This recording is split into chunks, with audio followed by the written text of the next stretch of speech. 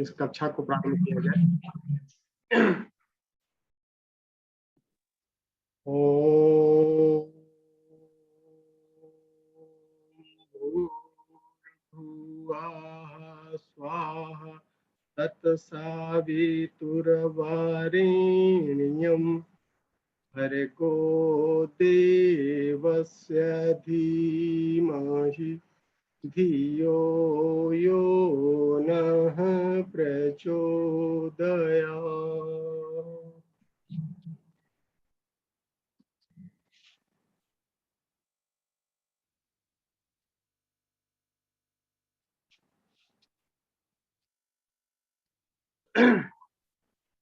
श्रद्धेय बाबूजी के श्री चरणों में नमन करते हुए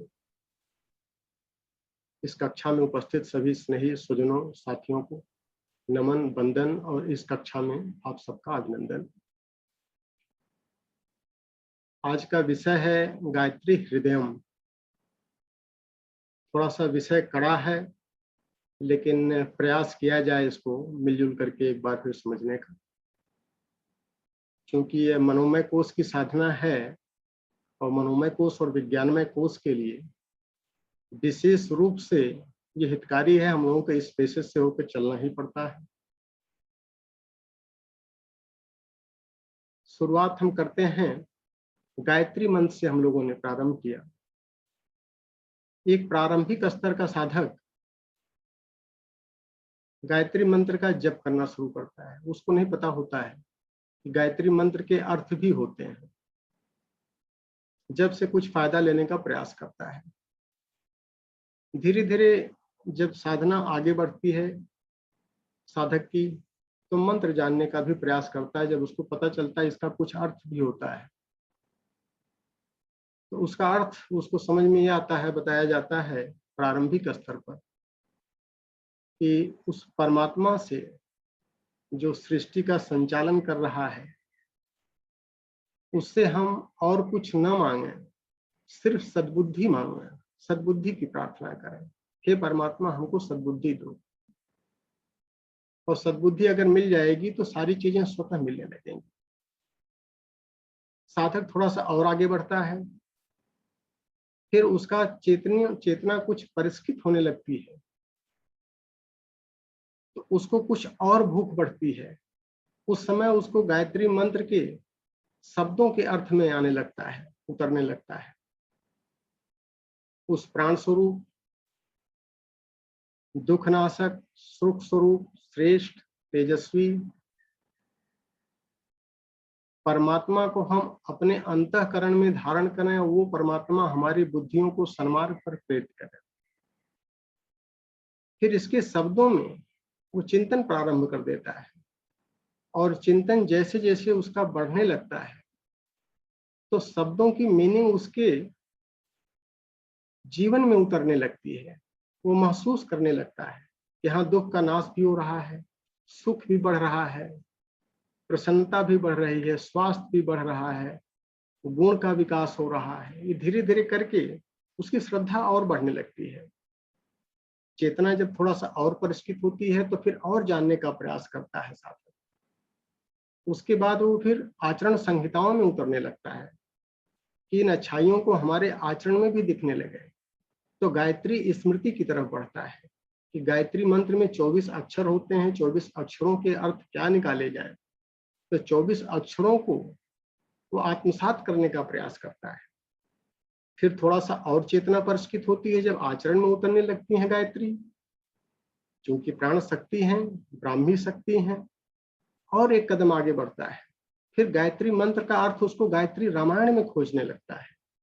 फिर गायत्री रामायण के भी 24 सूत्र उसको एक अलंकारिक शैली में फिर बताने लगते हैं कि आत्मा रूपी सीता के 2 पुत्र लव और कुश पैदा होने पर ही तृप्ति मिलती है, पूरे जीवन की साधना सिद्ध हो पाती है।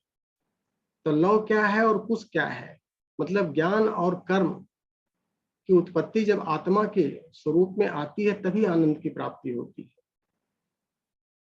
इस अलंकारिक शैली में फिर वो और आगे बढ़ने लगता है फिर गायत्री का एक ग्रंथ बहुत इंपॉर्टेंट हो जाता है। गायत्री अर्थों को ज्ञानात्मक रूप में गायत्री गीता पर फिराया जाता है, और गायत्री गीता के 14 सूत्र उसको ज्ञान, कर्म और समर्पण की संपूर्णता में साधना करा देते हैं। चेतना और परिष्कृत जब होने लगती है, फिर उसकी भूख और बढ़ जाती है।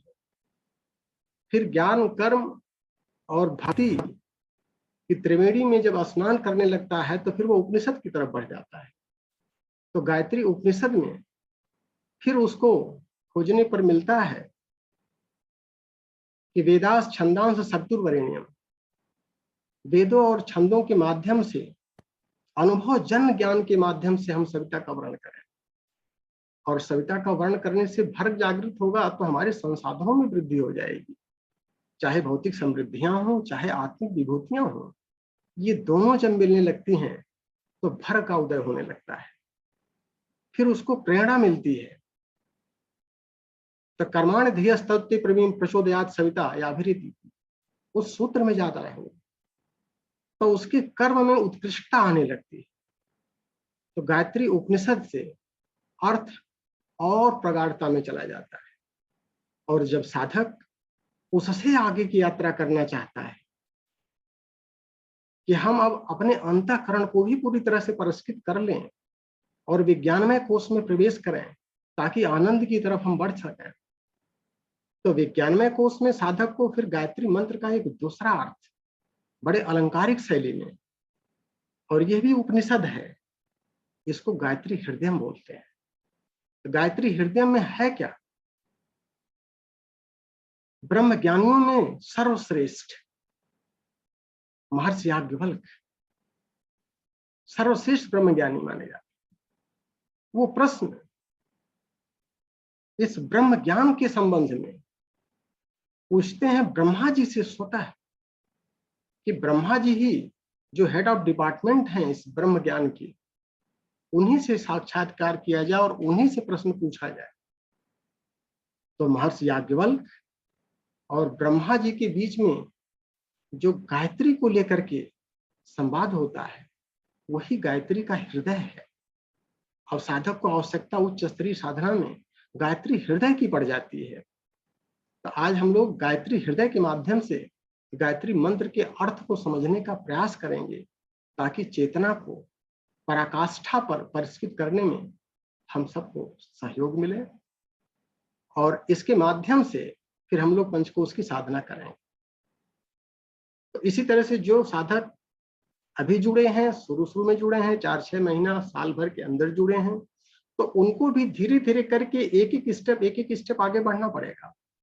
और गायत्री के यही ग्रंथ इनको पढ़ करके, श्रवण करके, फिर चिंतन करना पड़ेगा, मनन करना पड़ेगा, अपनी भ्रांतियों को नित्य नैमित्तिक दूर करना पड़ेगा, और सत्संग के माध्यम से उसको आत्मसात करना पड़ेगा। अहरह स्वाध्याय वेद का आदेश है, और तभी हम अंदर से परिष्कृत हो पाएंगे, और उस परिष्करण का जो असर पड़ेगा हमारे बहिरंग जीवन में, सुविकास होगा और सुव्यवस्था भी आएगी। तो बहिरंग में हम सुविकसित और सुव्यवस्थित और अंतरंग से परिष्कृत तभी हो पाएंगे जब चेतना परिष्कृत होने लगे और हम साधनारत होने लगे। तो यहाँ पर हम लोग देखते हैं कि गायत्री हृदय के माध्यम से याज्ञवल्क्य जी ब्रह्मा जी से जानना चाहते हैं कि गायत्री की उत्पत्ति कैसे हुई। गायत्री की उत्पत्ति का क्या पर्पज यहाँ जानने का? क्योंकि गायत्री ही ब्रह्म है, और गायत्री की अगर उत्पत्ति पता चल जाएगी तो ब्रह्म का सारा जो पसारा है सृष्टि की उत्पत्ति का, अपने आप बोधत्व होने लगेगा। हम उस कास पर जाए, कारण पर जाए, ताकि हमको साधना करने में सुविधाजनक एक रास्ता मिलता जाए। वो है गायत्री हृदय। तो उनसे जब सृष्टि की उत्पत्ति पूछते हैं, तो सृष्टि की उत्पत्ति ब्रह्मा जी कैसे बताते हैं, उसको थोड़ा सा हम 2 लाइन है पढ़ देते हैं, और फिर इस पर विवेचना कर ली जाए आपस में मिल करके। प्रणवेन देहृतिया प्रवर्तन्ते तमसस्तु परम ज्योति कह पुरुषः स्वयंभू विष्णु इत अथ ताः स्वांगुल्या मथनात् मथमनात् फेनोभूत तेनात् बुद्बुदो भवति, बुद्बुदात् अन्नं भवति, अंडात् आत्मा भवति, आत्मन आकाशो भवति, आकाशात् वायु भवति, वायुर्अग्नि, अग्नि अहंकार ओंकारो भवति, और ओंकारात् व्यहृत्या भवति, व्यहृत्या गायत्री भवति, गायत्र्या सावित्री भवति, सावित्र्या सरस्वती, सरस्वत्या वेदा भवन्ति, और वेदेभ्यो ब्रह्म भवति, और ब्रह्मणो लोका भवन्ति, तस्मात् लोका प्रवर्तन्ते। एक विहंगम सूत्र उन्होंने दिया है, और ये सूत्र जो भी हमारे उपनिषदों में है, इन ग्रंथों में है, एक क्यूरियोसिटी, जिज्ञासा जागृत करने के लिए इसको अलंकारिक शैली में लिखा जाता है, क्योंकि ये मस्तिष्क जो है इतना आसानी से इन तत्व ज्ञान को एब्जॉर्ब नहीं कर पाता है। इसलिए अलंकारिक शैली में देने से रहेगा कि कम से कम हमारे कुरेदने की एक क्षमता डेवलप होने लगी, ताकि उस पर हम चिंतन कर सकें, मनन कर सकें।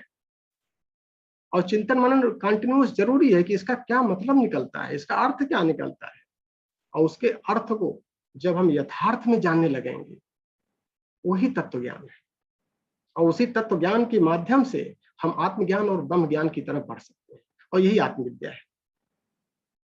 अब इसमें अगर देखें कि जो अलंकारिक शैली में लिखा है कि उस परमात्मा ने जल का अंगुलियों से मंथन किया, और जल का मंथन करने के बाद उसमें से फेन पैदा हुआ, फेन से बुदबुदे पैदा हुए, बुदबुदे से अंड पैदा हुआ, अंड से आत्मा पैदा हुई, आत्मा से आकाश पैदा हुआ, आकाश से वायु पैदा हुई, वायु के परमाणुओं में जब घर्षण बढ़ा है, गतिशीलता बढ़ी है, तो अग्नि पैदा हुई है, अग्नि से ओंकार पैदा हुआ है, ओंकार से विभूतियां हुई हैं, विभूतियों से गायत्री हुई है, गायत्री से सावित्री हुई है, सावित्री से सरस्वती हुई है, सरस्वती ने वेदों का निर्माण किया, वेदों से फिर ब्रह्मा आए, और ब्रह्मा ने लोकों का निर्माण किया, और इस तरह से लोगों की संरचना हुई। ये एक विहंगम जो शब्दार्थ इसका निकलता है, ये निकलता है। अब ये अपने को सोचना है कि इसका मतलब क्या है, इससे हमको क्या फायदा मिलेगा। हमको अपनी साधना करने में, जीवन साधना में हमको जो आत्मज्ञान ब्रह्म ज्ञान चाहिए, ताकि हमारा बहिरंग सुव्यवस्थित हो जाए और अंतरंग परिष्कृत हो जाए, पूरी तरह से हम एकदम दिव्य स्वरूप में आ जाए, देवत्व का जागरण भी हो जाए और धरती पर स्वर्ग का अवतरण हो जाए। यही तो मानव का उद्देश्य है। इससे कैसे निकलेगा? अब इससे निकलने का मतलब यह है कि परमात्मा जो है सतचित आनंद स्वरूप है। आनंद बहुत इंपॉर्टेंट चीज है। जो कुछ भी हम जीवन में ताना बाना बुनते हैं, वो अपने सुख या आनंद के लिए बोलते हैं। इसलिए आनंद का मंथन करते हैं सबसे पहले। अब जब आनंद का मंथन करते हैं, आनंद का मंथन संकल्प से, स्फुरणा से होता है। स्फुरणा से अगर हो रहा है आनंद, इसका मतलब क्या हुआ कि फिर भावनाएं उद्वेलित होंगी। भावनाएं जब उद्वेलित होंगी अंदर से, उसको पाने के लिए तो विचार शक्ति जन्म लेगी, और विचारों में जब घर्षण होने लगेगा, इलेक्ट्रोमैग्नेटिक वेव तेजी से जब गतिशील होने लगेंगे विचारों के माध्यम से, इसका मतलब प्राण शक्ति का उन्नयन होगा। प्राण शक्ति बनेगी, जागृत होगी, और उसी प्राण से इस समस्त सृष्टि का निर्माण होता है। वही प्राण तत्व जड़ में भी आएगा और चेतन के भी साथ चलेगा। जड़ और चेतन दोनों रूप में प्राण शक्ति आएगी, और वहां से फिर एक ध्वनित होता है। सारी प्रक्रिया, स्थूल रूप जो आ रहा है उस आनंद का, वो ओंकार आ रहा है।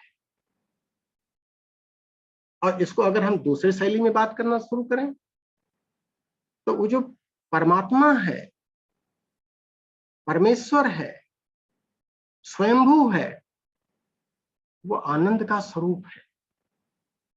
उसने अपने आनंद के लिए एको अहम बहुश्याम का भाव लाया, और फिर आनंद का मंथन किया। आनंद का मंथन मतलब आनंद कोश, आनंदमय कोश, जो आनंद से युक्त हो, एक ऐसा कोश बनाया। और फिर वहां से जब संकल्प शक्ति जन्म लेती है कि क्या किया जाए, तो संकल्प भावनाओं का विषय होता है।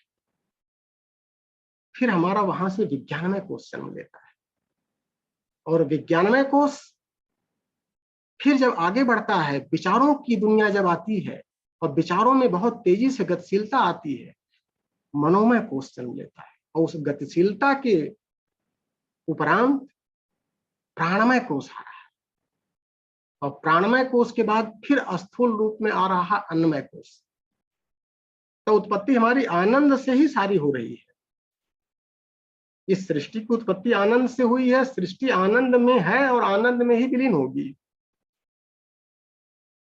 अब इसका मतलब ये हुआ कि ओंकार वहां पैदा हो रहा है स्थूल रूप में, और फिर ओंकार से ओंकार युक्त प्रणव युक्त ही हमारी गायत्री है।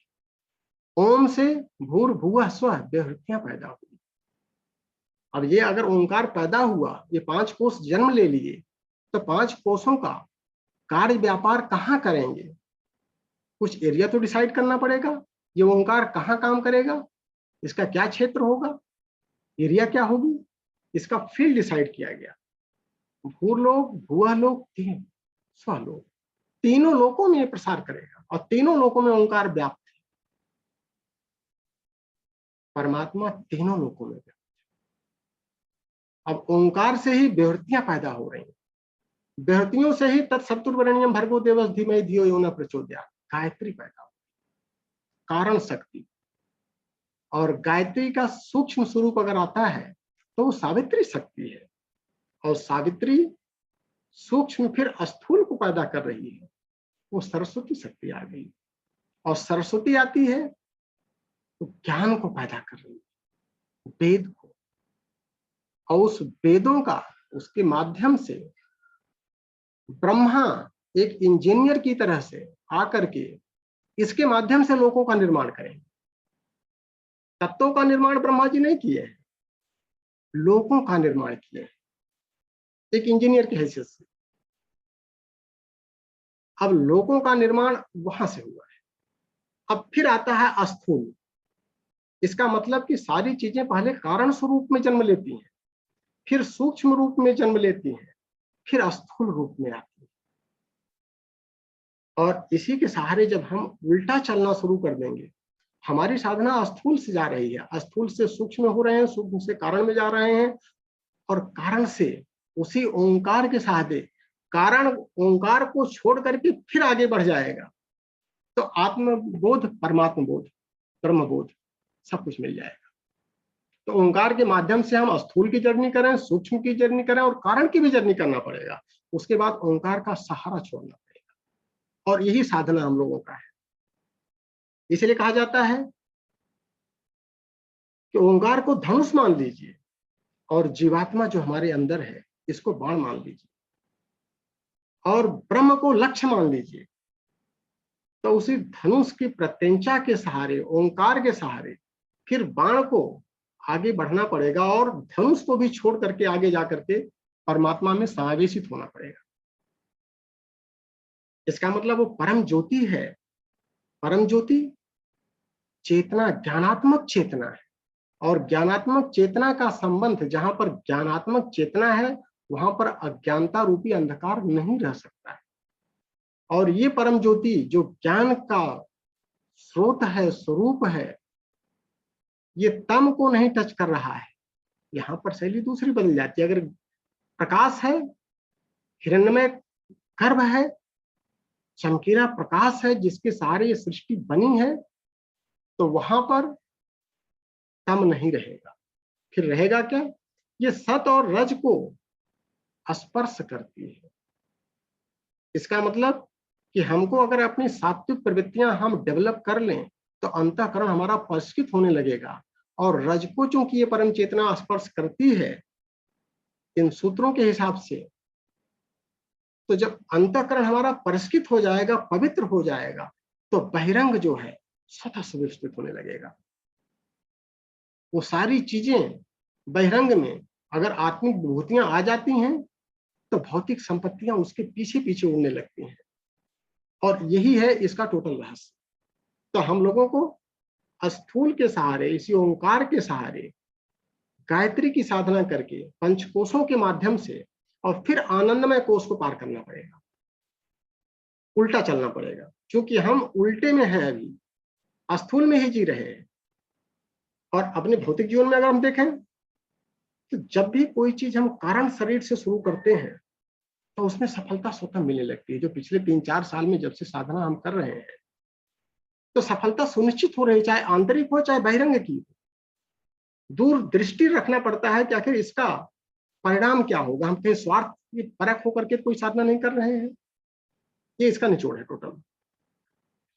ये गायत्री की उत्पत्ति हो गई। तो ओंकार ही अन्नमय कोश से इसका क्षेत्र डिसाइड कर दिया गया। और हमारी प्रवृत्तियां जो अभी बेसिक स्तर पर पशुवत है, पशु पारायण है, इसको और थोड़ा सा आगे बढ़ाना पड़ेगा। तम जो है वो पशु पारायण है। आगे जाएंगे तो भोग पारायण, गतिशीलता चाहिए थोड़ा सा, तो रजोगुण आने लगता है। और रजोगुण से थोड़ा सा और आगे जब निकलने लगेंगे, सत की तरफ बढ़ने लगेंगे, तो जो साधना में हम लोग कर्तव्य पारायण कर्म करने लगते हैं, what to do and what not to do. कर्म में फिर सकाम और निष्काम की बात आने लगती है। सकाम कर्म भोग पारायण होता है, निष्काम कर्म कर्तव्य पारायण होने लगता है। और कर्तव्य पारायण के आगे की यात्रा जब करते हैं तो वो समष्टि पारायण होने लगता है, ब्रह्म पारायण होने लगता है। तो अपनी साधना जो है पशु पारायण से आगे बढ़ा करके भोग पारायण, कर्तव्य पारायण, और कर्तव्य के आगे फिर निकल जाना पड़ेगा ब्रह्म पारायण। तभी ब्रह्म ज्ञान हो पाएगा, तभी साक्षात्कार हो पाएगा।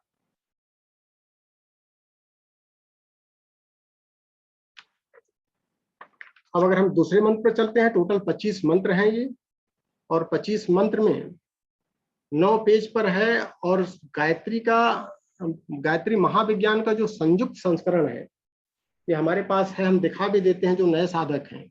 ये गायत्री महाविज्ञान जो गायत्री की सुपर साइंस है, इसके 184 से लेकर 152 पेज पर 25 सूत्रों में ये गायत्री हृदयम है। और 25 सूत्रों को हमको स्वाध्याय करना पड़ेगा, चिंतन करना पड़ेगा, मनन करना पड़ेगा और आत्मसात करना पड़ेगा साधना के माध्यम से। तो हम इसके अगला सूत्र को अगर लेते हैं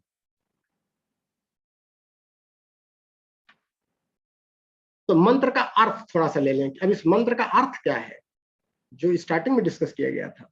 ये सामान्य साधना में त्रिधा प्रकृति हम लोग लेते हैं कि ठीक है, सतोगुणी, तमोगुणी, रजोगुणी 3 प्रकृतियां हमारी हैं। और 3 शरीर हम ले लेते हैं, स्थूल शरीर, सूक्ष्म शरीर, कारण शरीर। प्रारंभिक स्तर सिखाया जाता है और साधना जब हमारी उससे आगे बढ़ जाती है तो फिर पंचधा प्रकृति हो जाती है। 5 तत्वों की बात आती है, 5 कोशों की बात आने लगती है। तो उसमें फिर अन्नमय कोश, प्राणमय कोश, मनोमय कोश, विज्ञानमय कोश और आनंदमय कोश की बात होती है। लेकिन यहाँ पर चूंकि स्तर थोड़ा सा और बढ़ा दिया गया है जो हमने डिस्कस किया था, तो यहाँ पर सप्तधा प्रकृति की बात आ जाती है। और सप्तधा प्रकृति में अगर हम देखें कि जो यहाँ पर गायत्री मंत्र के बजाय सावित्री मंत्र आप कह सकते हैं, इसको थोड़ा सा और सूक्ष्मता में लिया गया है। तो सूक्ष्मता में 7 विभूतियां हैं। तो पहले हम भूर्भुवः स्वः की बात करते थे, अब यहाँ पर चूंकि 7 विभूतियों की बात आ रही है तो 7 विभूतियों सहित सावित्री मंत्र का अर्थ क्या होता है, इस पर यहाँ पर थोड़ा सा दूसरा दृष्टिकोण रखा गया है। चूंकि चेतना हमारी परिष्कृत हो चुकी है तो अब ये अर्थ समझना आसान रहेगा साधक के लिए। तो सावित्री मंत्र क्या है? मंत्र का अर्थ में ओम भू, ओम भुवः, ओम स्वः, ओम मः, ओम जनः, ओम तपः, ओम सत्यम, ओम तत्सवितुर्वरेण्यं भर्गो देवस्य धीमहि धियो यो नः प्रचोदयात्। ये हमारा सावित्री मंत्र हो जाता है। तो सप्तधा प्रकृति जब आती है तो सृष्टि को सप्त आयामी हम मान के चलते। पहले त्रिआयामी लेते थे, अब यहाँ पर सप्त आयामी। और सप्त आयामी में अगर तीनों गुणों को ले लें तो 21 इक्वेशंस हमारे बन रहे हैं, 7 त्रिक 21। और यही सूत्र हमारा पुरुष सूक्त में आता है। जब पुरुष सूक्त की एनालिसिस की जाती है कि उस ब्रह्म के बारे में हम जाने, फार्मूला क्या है ब्रह्म का, कि सप्तशासन परिदेय त्रिसप्त संध्या कृता। तो वहां पर 7 और 3 21 का मैटर आ जाता है। वो 7 क्या है? वो 7 की शरीर की हम लोगों को पंचकोश में भी साधना कराई जा रही है। फिजिकल बॉडी, एथरिक बॉडी, उसके बाद एस्ट्रल बॉडी, मोनेटिक बॉडी, उसके बाद स्पिरिचुअल बॉडी, फिर कॉस्मिक बॉडी और फिर बॉडीलेस बॉडी। ये टोटल 7 बॉडीज हो जाती है। अब साधना के स्तर पर जब उन्नयन होने लगता है तो हमको 7 बॉडी का, उसी को हम 7 बॉडी में बांट करके इसका स्वाध्याय करें और इसकी साधना करें। और चीज वही है जो त्रिधा प्रकृति में है, उसी को थोड़ा सा सूक्ष्म स्तर पर पंचधाम में है, उसी का और सूक्ष्म स्तर पर सप्ता प्रकृति में आ जाते हैं। तो इनके अर्थ को अगर हम लें, ये 7 विभूतियों का जो अर्थ है, भूर्भुवः स्वः महा जनः तपः सत्यम, तो ये 7 जो हमारे लोक हैं, इसमें चूंकि आया है कि अगर 7 सहस्त्र हम गायत्री का जप कर लें तो हमारे सारे पाप खर्च निपट जाएंगे, सारे पाप हमारे मिट जाएंगे। तो वो 7 सहस्त्र का मतलब ये होता है, अगर स्थूल रूप में देखा जाए कि 100,000, 7 मतलब 100, सहस्त्र मतलब 1000, और 100,000 का मतलब 1,00,000। 1,00,000 गायत्री का जप अगर हम कर लें तो हमारे सारे पाप मिट जाएंगे। स्थूल अर्थ ये होता है। साधक करता है, नहीं पाता है, उसके सारे पाप नहीं मिटते हैं तो भ्रमित हो जाता है। तो वहां पर अर्थ चिंतन की आवश्यकता पड़ जाती है। अलंकारिक शैली में हम न जाए, फिर यथार्थ शैली में हमको आना पड़ेगा। सत्सहस्त्र क्या है कि जब सहस्रार में हम निश्चित भाव से गायत्री का जप करने लगेंगे, गायत्री की साधना करने लगेंगे, तो सारे पाप धुल जाएंगे।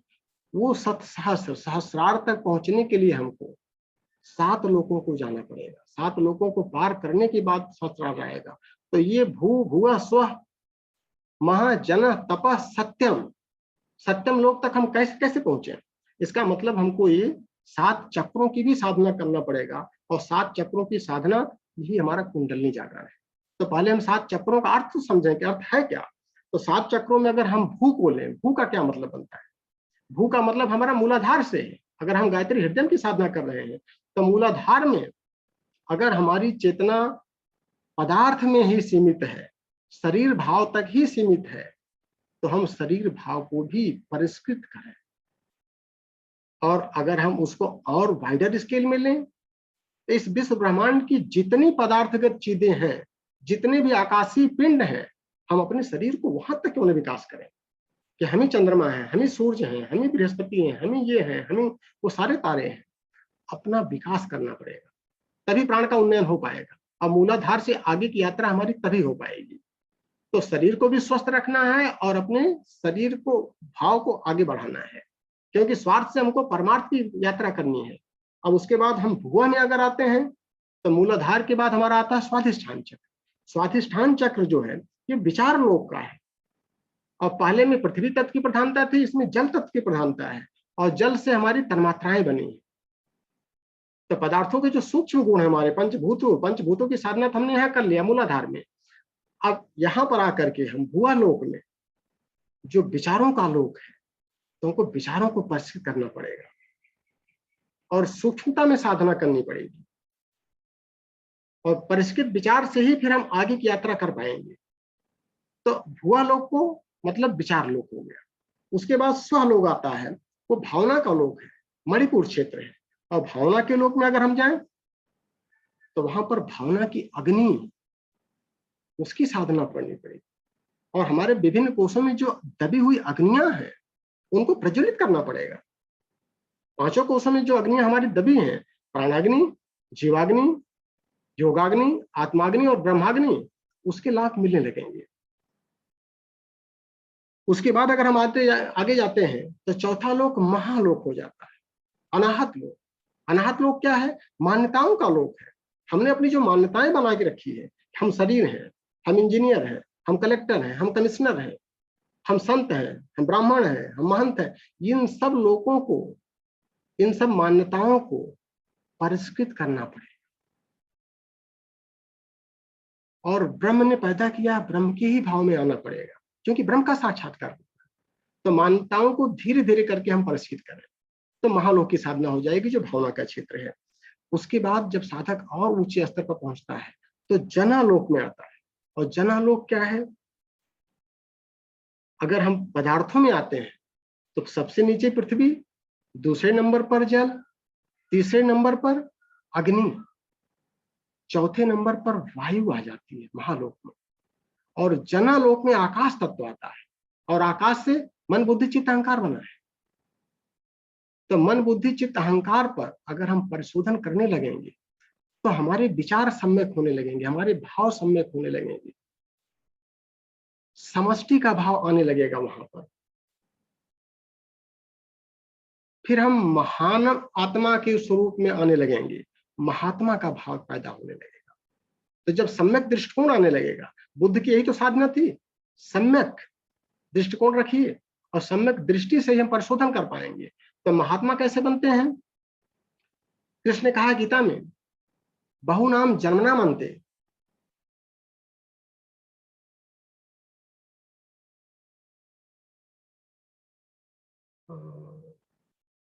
बहुत जन्मों के बाद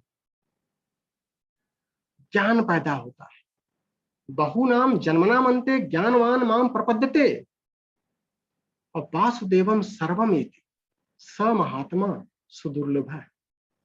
जब ये भाव जागृत होने लगेगा सम्यक में कि हर जगह परमात्मा ही व्याप्त है, वासुदेवम सर्वमेति, जो कुछ भी हम देख पा रहे हैं, जो कुछ भी हम सोच पा रहे हैं, जो कुछ भावनाएं आ रही हैं, वो सब परमात्मा है, हर व्यापक सर्वत्र समाना। जब ये भाव हमारे अंदर बोधत्व में आने लगे, तब जनहलोक की सफाई हो पाएगी। अब जनहलोक के आगे अगर चलते हैं, फिर तपहलोक, आज्ञा चक्र, जहां पर अपरा प्रकृति समाप्त हो जाती है। हे अर्जुन, मेरी दो प्रकृति है, परा और अपरा। अपरा को अष्टधा प्रकृति कहा गया है, पंचभूत और मन बुद्धि अहंकार। तो फिर मन बुद्धि अहंकार भी पूर्णतः जब परिष्कृत होने लगेगा और अपरा आज्ञा चक्र में आकर के पेनियल पिट्यूटरी के कंबाइंड पॉइंट पर आकर के वहां पर पूरी तरह से परा में विलीन होने लगती है, उसके आगे की यात्रा खाली परा की है। तो वहां पर हमारी सारी आसक्तियां का विनाश करना पड़ता है, अनासक्त भाव पैदा करना पड़ता है तपश्चर्या के माध्यम से। हमारे हर एक्टिविटीज में तपश्चर्या आने लगे, ताकि तप के माध्यम से ये जो आसक्ति है, चिपकाव है किसी भी चीज से, चाहे वो तम से चिपकाव हो, चाहे वो रज से चिपकाव हो, चाहे वो सत से चिपकाव हो, तीनों के चिपकाव को जब हम छोड़ते हैं, तब जाकर के तपालोक में पहुंच पाते हैं। और अनासक्त भाव जब सिद्ध होने लगता है, तो उसके आगे की यात्रा सत्यम लोक की है, सदा शिव का। तो सत्यम लोक में सहस्रार में आते हैं जब हम, तो चिदाकाश की स्थिति बनती है, परा की अस्थिति, शुद्ध परा का जाता है, और वहां पर स्थित प्रज्ञता आती है, और हम जगत्वा सकलम शून्यम का भाव जब बोधत्व में आने लगता है, तो फिर हम सहस्रार की यात्रा करते हैं। और उस यात्रा में जाकर के जब ब्रह्म को याद करते हैं, परमात्ममय हो जाते हैं, अहम ब्रह्मास्मि प्रज्ञानम ब्रह्म तत्वम आसि त्वम तदसि, ये सब भाव जब बोधत्व में आने लगता है, तो सारे पाप स्वतः समाप्त हो जाते हैं। इसी को बोला जाता है कि 7 सहस्त्र गायत्री का जप करने से अगर पापों का समूह भी इकट्ठा हो जाए, तो उसका समूल नाश हो जाता है। तो जब हम अर्थ चिंतन में जाएंगे, तब हमको ये यथार्थ अर्थ मिलना शुरू हो जाएगा। और इसी यथार्थ अर्थ के सहारे यही हमारी विभूतियां हैं, सप्त विभूतियों की साधना करनी पड़ेगी। पहले 3 विभूतियां पैदा हुई, अब ओंकार से 7 विभूतियां आ गई। इन 7 लोकों को परिष्कृत करना पड़ेगा, चक्रों का जागरण करना पड़ेगा। और जो चक्र के जागरण की साधना प्राणायाम के माध्यम से, विभिन्न योगिक क्रियाओं के माध्यम से कक्षा में बताई जाती है, उसको प्रतिदिन करना पड़ेगा हमको। जब तक प्रतिदिन नहीं करेंगे, तब तक हम इसको एहसास नहीं कर पाएंगे, क्योंकि व्यक्तिगत रूप से हम इन सब चीजों को महसूस कर रहे हैं, जो कुछ बोल रहे हैं अधिकांश चीजें, ठीक है ब्रह्म साक्षात्कार नहीं हुआ अभी, लेकिन झलक मिलना शुरू हो जाती, सब चीजें मिल रही हैं।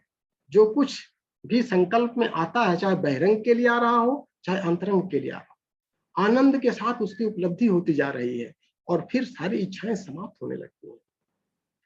इसके आगे जब हम मंत्र पे जाते हैं, तो तत् सवितुर्वरेण्यम भर्गो देवस्य धीमहि धियो यो नः प्रचोदयात् में इनके अर्थ बदल जाते हैं।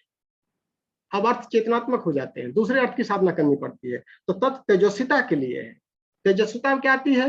प्रतिभा आती है, आईक्यू हमारा बढ़ जाता है, ईक्यू डेवलप हो जाता है, एसक्यू भी रिफाइन होने लगता है। तो चाहे स्पिरिचुअल क्वेश्चन, चाहे हमारा इमोशनल कोशंट हो चाहे इंटेलेक्चुअल वैल्यू, ये सारी चीजें का विकास होता है, ये तत् की साधना है। जब तेजस्विता को हम धारण करते हैं, उस सविता की तेजस्विता को जब धारण करने लगते हैं तो तत् की साधना होने लगती है।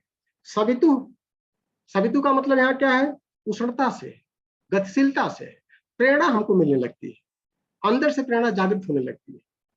और जब प्रेरणा जागृत होती है तो विचार गतिशील होने लगते हैं, शरीर भी गति करने लगती है और कर्म संपन्न होने लगते हैं। वरेण्यम क्या है यहाँ पर? वरेण्यम प्रजा पालनी शक्ति का नाम है कि घर गृहस्थी चलाने के लिए जो भी हमारा बहिरंग की दुनिया है उसको हम सुविकसित करना है। गायत्री साधक कभी दरिद्र नहीं हो सकता है और विकास भी पराकाष्ठा पर करना होता है। तो ये वरेण्यम की साधना है कि जो प्रजा पालनी शक्ति हमको मिलती है और बहिरंग में सब कुछ हमको मिलने लगे, उसको भी विचारों के हिसाब से चलना है। ठीक है, अपना उपभोग कितना करना है? न्यूनतम से न्यूनतम। और बाकी का क्या करना है? इस समष्टि की सुंदरता के लिए, सृष्टि के सुसंचालन में सहयोगी की भूमिका निभाना है। तो अपना काम न्यूनतम से न्यूनतम में चलाना है। बहुत कुछ हमने इकट्ठा कर लिया लेकिन भोगना नहीं है उसको, तभी आनंद आ पाएगा।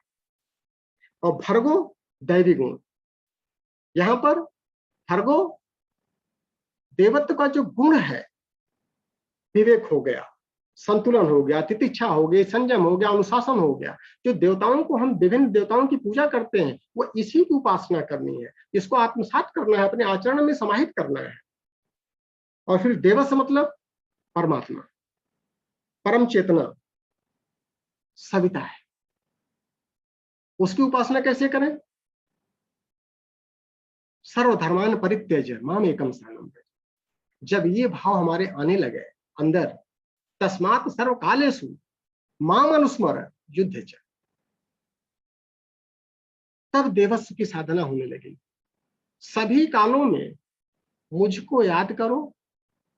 मुझको याद करो मतलब उस चिदाकाश में स्थित रहने का प्रयास करो और फिर सारा काम करो, फिर विचलित नहीं होंगे और सारी चीजें मिलने लगेंगी।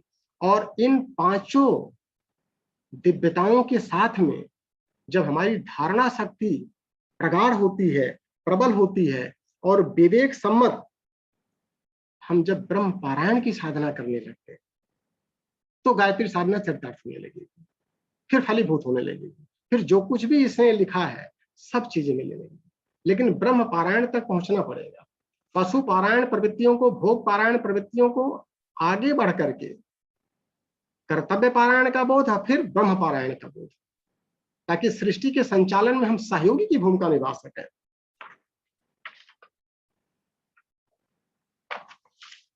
अब इसके अगले सूत्र में अगर हम चलें, क्योंकि समय बहुत तेजी से गतिशील है और विषय बहुत बड़ा है, 9 पेज का 25 सूत्र है, तो इनकी व्याख्या जो है एक एक करके तो नहीं की जा सकती है। व्याख्या में तो 8-10 दिन लगेगा, तब थोड़ा सा कुछ समझ में आना शुरू होगा। लेकिन हम विनती आप लोगों से यही करेंगे कि जरूर इसका स्वाध्याय करें और स्वाध्याय करें। जो प्रश्न बनते हैं उसको प्रश्न ग्रुप में समय समय पर पूछते रहें। जहां भी गिर फंसेगा, वरिष्ठ साधक हैं ग्रुप में, वो उनका समाधान करते रहेंगे। और अगर समाधान नहीं हो पाएगा तो बाबूजी तो है ही है, प्रत्यक्ष वो आकर के उनका समाधान कर देंगे। अब हम गायत्री शक्ति का अगर मानवीय रूप में चिंतन करें तो मानवीय रूप में आदमी से पूछा जाता है कि भाई आप कौन हैं, किस गोत्र में पैदा हुए हैं, कितने पैर हैं, कितने हाथ हैं, कितनी उच्छी है। तो उसका मानवीय स्वरूप में अगर हम गायत्री को देखने का प्रयास करें, उसके माध्यम से अगर हम अपना साधना करें, तो गोत्र पूछा जाता है तो गोत्र गायत्री का संख्यान गोत्र है। संख्यान का मतलब क्या हुआ? संख्यान का मतलब हुआ कि अपना बुद्धि विवेक लगा करके हम अधिक से अधिक संपत्तियों और विभूतियों को अर्जित करें। अर्जित करने का रिकमेंडेशन देता है और अर्जित करने के साथ उसका सुनियोजन करें। अपने उपयोग में ज्यादा चीज नहीं लेनी है, सृष्टि के संचालन में सहयोगी की भूमिका निभाना है। इसीलिए संख्यान गोत्र गायत्री का है। और चूंकि इसमें 12 अक्षर भौतिकी के हैं और 12 आत्मिकी के हैं, और दोनों ये इंडिकेशन देते हैं कि भौतिकता में भी हम पराकाष्ठा पर जाएं और उनका सुनियोजन करके कम से कम में अपना काम चला करके और अधिक से अधिक का सदुपयोग करेंगे, तब हमारी आत्मिक विभूतियां जागृत होंगी। इसका फार्मूला है, इस फार्मूले को एडॉप्ट करना ही पड़ेगा अगर हमको यात्रा पूर्णता तक ले जानी है। त्रिपदा गायत्री, कितने पैर हैं गायत्री के? 3 टांग हैं। 3 टांग वाली मतलब ऋग्वेद, यजुर्वेद, सामवेद। ऋग्वेद ज्ञान के बारे में बता रहा है, यजुर्वेद शक्ति और कर्म के बारे में बताता है कि सत्कर्म कैसे करें, यज्ञ कैसे करें, और सामवेद क्या बताता है? समर्पण कैसे करें, भक्ति की भावना कैसे हो, त्याग कैसे करें। वही भक्ति है। अपनी वासना का पूरी तरह से परम चेतना में विलय भक्ति की पराकाष्ठा है। कि अपने स्वार्थ के हित में अगर हम काम कर रहे हैं तो फिर ये भक्ति नहीं होगी, फिर ये दुरुपयोग होगा शक्तियों का। तो ज्ञान, कर्म और भक्ति, ये तीनों टांग पर जो खड़ा है वही गायत्री में है। तो तीनों का सहारा लेना पड़ेगा। इसमें कितने अक्षर हैं? 24 अक्षर हैं। और 24 अक्षर कहां से शुरू होते हैं? तत् से शुरू होते हैं और यात तक। तो वरेण्यम में अगर 3 अक्षर गिनते हैं तो 23 अक्षर निकलते हैं, तो इसको निचरित गायत्री बोलते हैं। और पूर्णता में लिया जाए तो री को 1 अक्षर अगर मान लेते हैं, यम को 1 अक्षर मान लेते हैं, तो 24 अक्षर तत् से यात होता है। और इन 24 अक्षरों की भिन्न भिन्न इसके 24 देवता होते हैं, 24 देवियां होती हैं, 24 शक्तियां हमारी होती हैं। और 24 इसके जो आचरण संहिताएं हैं, ये हम इसके ग्रंथों से लेकर के, जिस पर अभी चर्चा हुई थी, और उसको आत्मसात करने का प्रयास करेंगे तो इसका लाभ मिलेगा। कोख कितनी है गायत्री की? गायत्री माँ है। गायत्री माँ विश्व माँ है। तो विश्व माँ का कोख क्या है कि जहां से सृष्टि निकल रही है? 6 कुक्षी है। पूरब, पश्चिम, उत्तर, दक्षिण, ऊर्ध्व, अधः, मतलब पूरा ब्रह्मांड उनके कोख है। जो कुछ भी आप सोच सकते हैं, गायत्री व इदम सर्वम यदिदम किंच। गायत्री कोई देवी देवता नहीं है, ये ब्राह्मी शक्ति है जो सृष्टि को पैदा कर रहे हैं, सृष्टि का निर्माण कर रहे हैं, सृष्टि का संचालन कर रही हैं। इसी को ब्राह्मी शक्ति बोलते हैं। और यही चीज गायत्री मंदिर में आता है कि जगताम जननी चाहिए ताम उपास्य हमें। हम किसकी उपासना कर रहे हैं?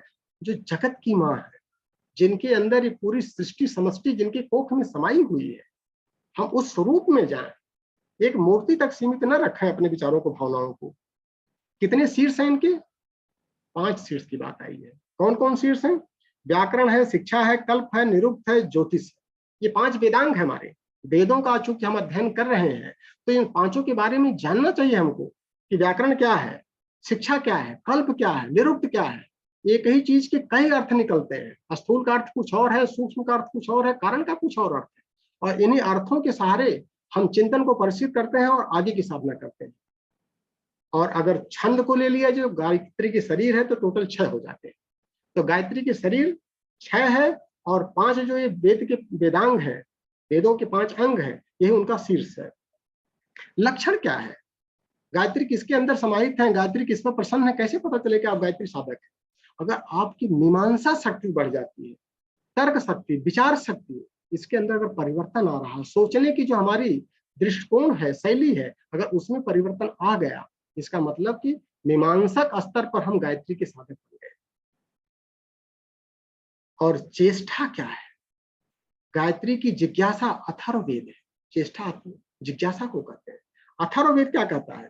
Application of knowledge. जो कुछ भी हमने शक्ति के माध्यम से, ज्ञान के माध्यम से, भक्ति के माध्यम से अर्जित किया है, उसका फील्ड क्या है? क्योंकि साइंस है, इसका प्रैक्टिकल करना पड़ेगा, एप्लीकेशन करना पड़ेगा। तो एप्लीकेशन, इसको व्यवहारिक ज्ञान में उतारना पड़ेगा। और व्यवहार में जब ये परिलक्षित होने लगेगा कि बहिरंग आपका सुविकसित और सुव्यवस्थित हो रहा है, तब पता चलेगा कि आप गायत्री साधक हैं। वर्ण क्या है? गायत्री का रंग क्या है? काली गोरी किस रंग की है गायत्री? श्वेत वर्ण है। श्वेत वर्ण का क्या मतलब बनता है? कि सतोगुणी है। हम गायत्री को तभी एब्जॉल्व कर पाएंगे जब हमारी प्रवृत्तियां सतोगुणी होने लगे। शुभ्र है, शुभ ज्योति के पुंज अनादि अनुपम, ब्रह्मांड व्यापी आलोक करता। जब लोग गायत्री का स्मरण करते हैं तो इसी की तो साधना करते हैं कि शुभ्रता को अपने आचरण में लाना है। हमारा रंग शुभ्र होना चाहिए। और धीरे धीरे हम देखते हैं कि अगर हम साधनारत होते हैं तो जो भी हमारे स्लग हैं बॉडी के अपने आप निर्मूल हो जाते हैं, सॉफ्टनेस आने लगती है, बॉडी के टेक्सचर में भी चेंज होने लगता है। ये गायत्री का रंग है। स्वर कितने हैं? 6 स्वर हैं गायत्री के। वो 6 स्वर, ह्रस्व है, दीर्घ है, प्लुत है, उदात्त है, अनुदात्त है और स्वरित है। इसका मतलब इन स्वर लहरियों को हमको अपने आचरण में भी, अपनी वाणी में भी समाहित करना है। और जैसी स्थित और परिस्थिति हो, उस स्थित परिस्थिति को, प्रतिकूल परिस्थितियों को भी अनुकूलता में परिवर्तन करना है इसी स्वर के माध्यम से। तो जो वाणी होती है गायत्री साधक की, बहुत ही बैलेंस हो जाती है, सॉफ्टनेस आ जाती है उसके अंदर, और परिस्थितियों के अनुसार स्नेह सौजन्यता भी आती है और जरूरत पड़ने पर पराक्रम, दोनों को लेके चलता है। और दोनों इन्हीं स्वरों की स्वर लहरियों से ही निकलता है। अब इसके अगर और आगे चलते हैं, अगले सूत्र में चलते हैं, अवस्थाओं के हिसाब से गायत्री की साधना, कि अगर अवस्था, काल, परिस्थितियां अगर परिवर्तित हो रही हैं तो उसके अनुसार हम कैसे करें। त्रिकाल संध्या, ब्राह्मण वेद पढ़ने से भले ब्राह्मण प्राप्ति न हो, लेकिन त्रिकाल संध्या अनिवार्य और आवश्यक है। वो त्रिकाल संध्या क्या है? त्रिकाल संध्या गायत्री के 3 स्वरूपों की साधना है। प्रातः का जो ब्राह्मी है गायत्री, मध्याह्न गायत्री और सायंकाल की संध्या। तो प्रातः संध्या, मध्याह्न संध्या और सायंकाल की संध्या, तीनों का 3 स्वरूप है। प्रातःकालीन हम गायत्री की साधना जो कारण स्वरूप में है उसकी करते हैं। मध्याह्न में हम सावित्री जो सूक्ष्म रूप में है उसकी साधना करते हैं। और सायंकाल परिपक्वता जब हो जाती है तो सरस्वती के स्वरूप में आ जाती है। वही गायत्री शक्ति जो प्रातःकाल में हंस के रूप में विराजमान है। हंस क्या होता है? प्राण। और प्राण के ऊपर अगर गायत्री छाई है, वो ब्राह्मी शक्ति छाई है, तो जो हमारा सवेरे की कंडीशन होती है प्रातः काल में आप देखेंगे, वो पूरे दिन हम उसी स्थिति में रहने लगते हैं। अगर सवेरे हमने साधना नहीं किया है, सवेरे अगर हम देर तक सो गए हैं, तो पूरा दिन जो है वो झुंझलाहट बनी रहती है, क्योंकि प्राण के ऊपर गायत्री का प्रभाव है। और वही सवेरे की जो होती है वो अविकसित अवस्था होती है, वहीं से हमको विकास करना शुरू करना होता है। प्राइमरी स्तर की साधना हमको ब्रह्ममुहूर्त काल में उठ करके इसकी साधना करनी है।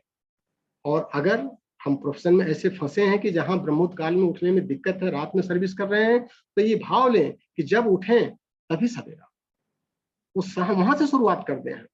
लेकिन साधना तो त्रिकाल साधना करना पड़ेगा। और ये त्रिकाल खाली दिन के लिए नहीं है, ये हमारे जीवन की भी 3 स्थितियां आती हैं।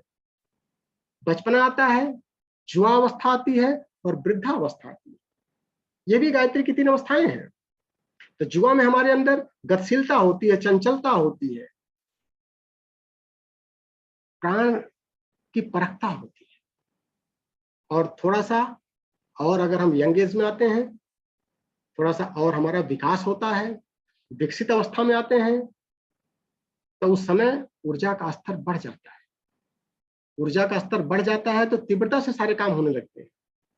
उस समय की आवश्यकता क्या होती है? फिर गायत्री का जो सावित्री वाला स्वरूप है, सावित्री वृषभ पर आरूढ़ है। वृषभ किसका प्रतीक है? धर्म का प्रतीक है। जब हम कर्तव्य करने लगते हैं तो कर्तव्य का बोध भी हमारे अंदर आना चाहिए, क्या करें और क्या ना करें, ये उस समय की आवश्यकता पड़ती है। और जब हम पराकाष्ठा पर चले जाते हैं, परिपक्व हो जाते हैं, तो सरसता हमारे अंदर आनी चाहिए, हमारे स्वभाव में आनी चाहिए, हमारी वाणी में आना चाहिए, हमारे विचारों में, सारे क्रियाकलापों में आना चाहिए। तो ये त्रिकाल संध्या इस रूप में हम चाहे प्रतिदिन करें, और इसी के माध्यम से प्राणों का उन्नयन, परिमार्जन और नियंत्रण, ये कुंडलनी जागरण है। और इसी कुंडलनी जागरण के सहारे हम त्रिकाल संध्या करते हैं। तो चूंकि समय की कमी है, अदरवाइज फिर गायत्री, सावित्री और सरस्वती की थोड़ा थोड़ा व्याख्या कर लेते हैं कि प्रातःकालीन ब्राह्मी है, हंसवाहिनी है, प्राणों का प्रभाव अपना डालती है। कुमारी है, जो सूत्र में आया है, कुमारी का मतलब चंचलता युक्त है। रक्तांगी, रक्त वस्त्रा है। रक्तांगी का मतलब उसके अंदर एनर्जी ज्यादा है, गतिशीलता भी उसके अंदर है, चंचलता भी उसके अंदर है। कि जो हमारा स्वभाव होता है, अगर हम देखें कि इंसान का स्वभाव इसी स्तर पर आता है और इसी की साधना हमको करनी होती है। पास अंकुश बंधनों पर नियंत्रण होता है, उसका परिष्कार करते हैं। अक्षमाला मतलब शब्द मालिकाएं हमारी हैं और एक एक अक्षरों पर फिर हमको नियंत्रण करना पड़ता है। वही अक्षमाला मान के चला जाए कि जो शब्द मालिकाएं बनती हैं और अक्षरों में अगर हम देवत्व को देखने लगेंगे तो फिर अपनी वाणी पर संयम आने लगेगा, अपने आचरण में संयम आने लगेगा। हर अक्षर में सावित्री और गणेश का स्थान होता है, उनकी उपासना अक्षरों के माध्यम से हम कर सकते हैं। कमंडल क्या है? धारणा की शक्ति बढ़ जाएगी, और धारणा की शक्ति बढ़ जाएगी तो धारणा ही ध्यान के प्राण है, ध्यान साधने लगेगा हमको। ऋग्वेद ब्रह्म दैवत्व है, ये ज्ञान से युक्त और ब्राह्मी शक्ति है, यही मतलब होता है ऋग्वेद दैवता का। भूलोक निवासिनी शरीर को स्वस्थ रखने में सहयोगी बनती है। भूलोक के लिए प्राण तत्व से ही पूरा पृथ्वी का निर्माण हुआ है, और यही भूलोक आप देखेंगे जब सवेरे प्राण उदय होता है सूर्य का, सारी चीजें खिल जाती हैं, हमारे भावनाओं से लेकर विचारों तक सब खिल जाते हैं। क्यों? क्योंकि प्राण तत्व यही लेकर के सूर्य उदय होता है। सूर्य पथगामिनी, सूर्य की तेजस्ता किरणें मनुष्य के ऊपर अपना प्रभाव डालती हैं, उसी को सूर्य पथगामिनी बोलते हैं।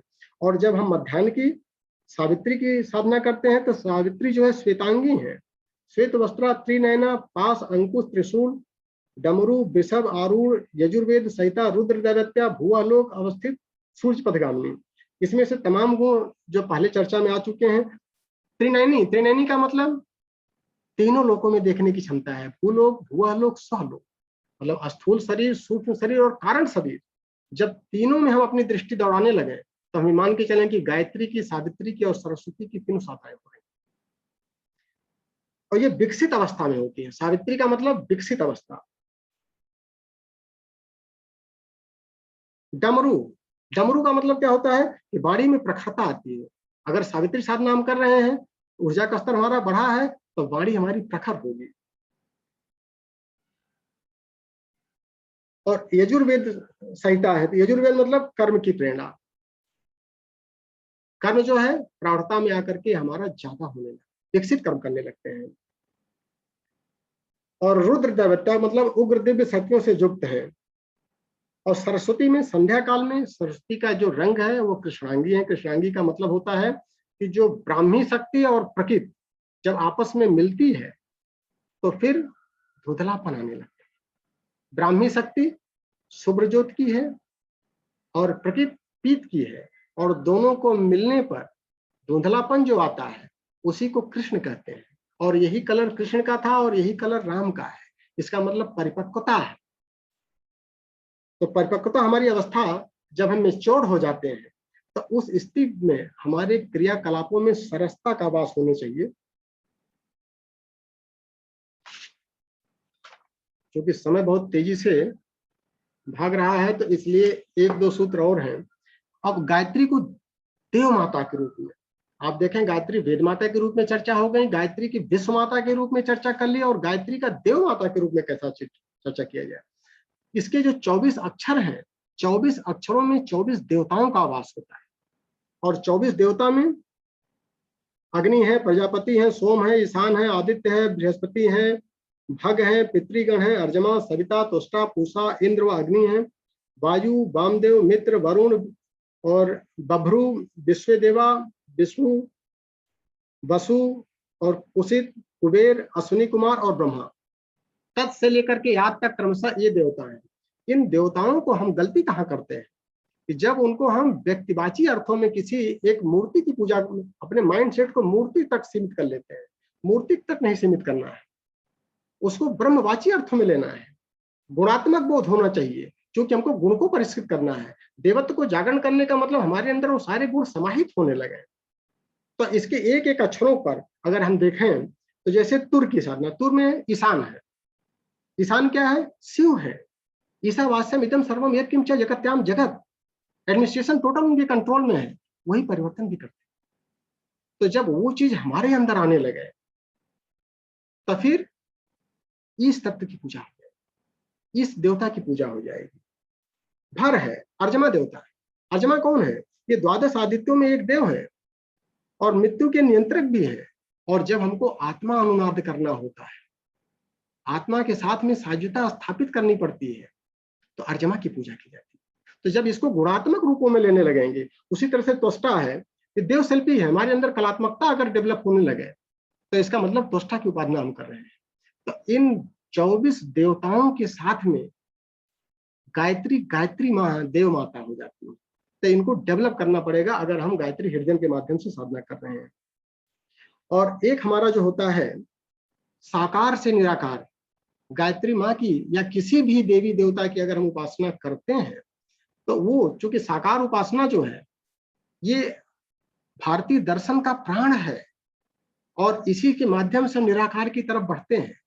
तो जो भी देव हैं, देवियां हैं, उनके एक एक अंगों में हम इस समष्टि के विभिन्न चीजों को जो अलंकारिक शैली में लिखी गई है उसके देवत्व को, उसके गुणों को जब उसमें स्थिर करने लगेंगे तो फिर हमारी साकार से निराकार की तरफ साधना बढ़ने लगेगी।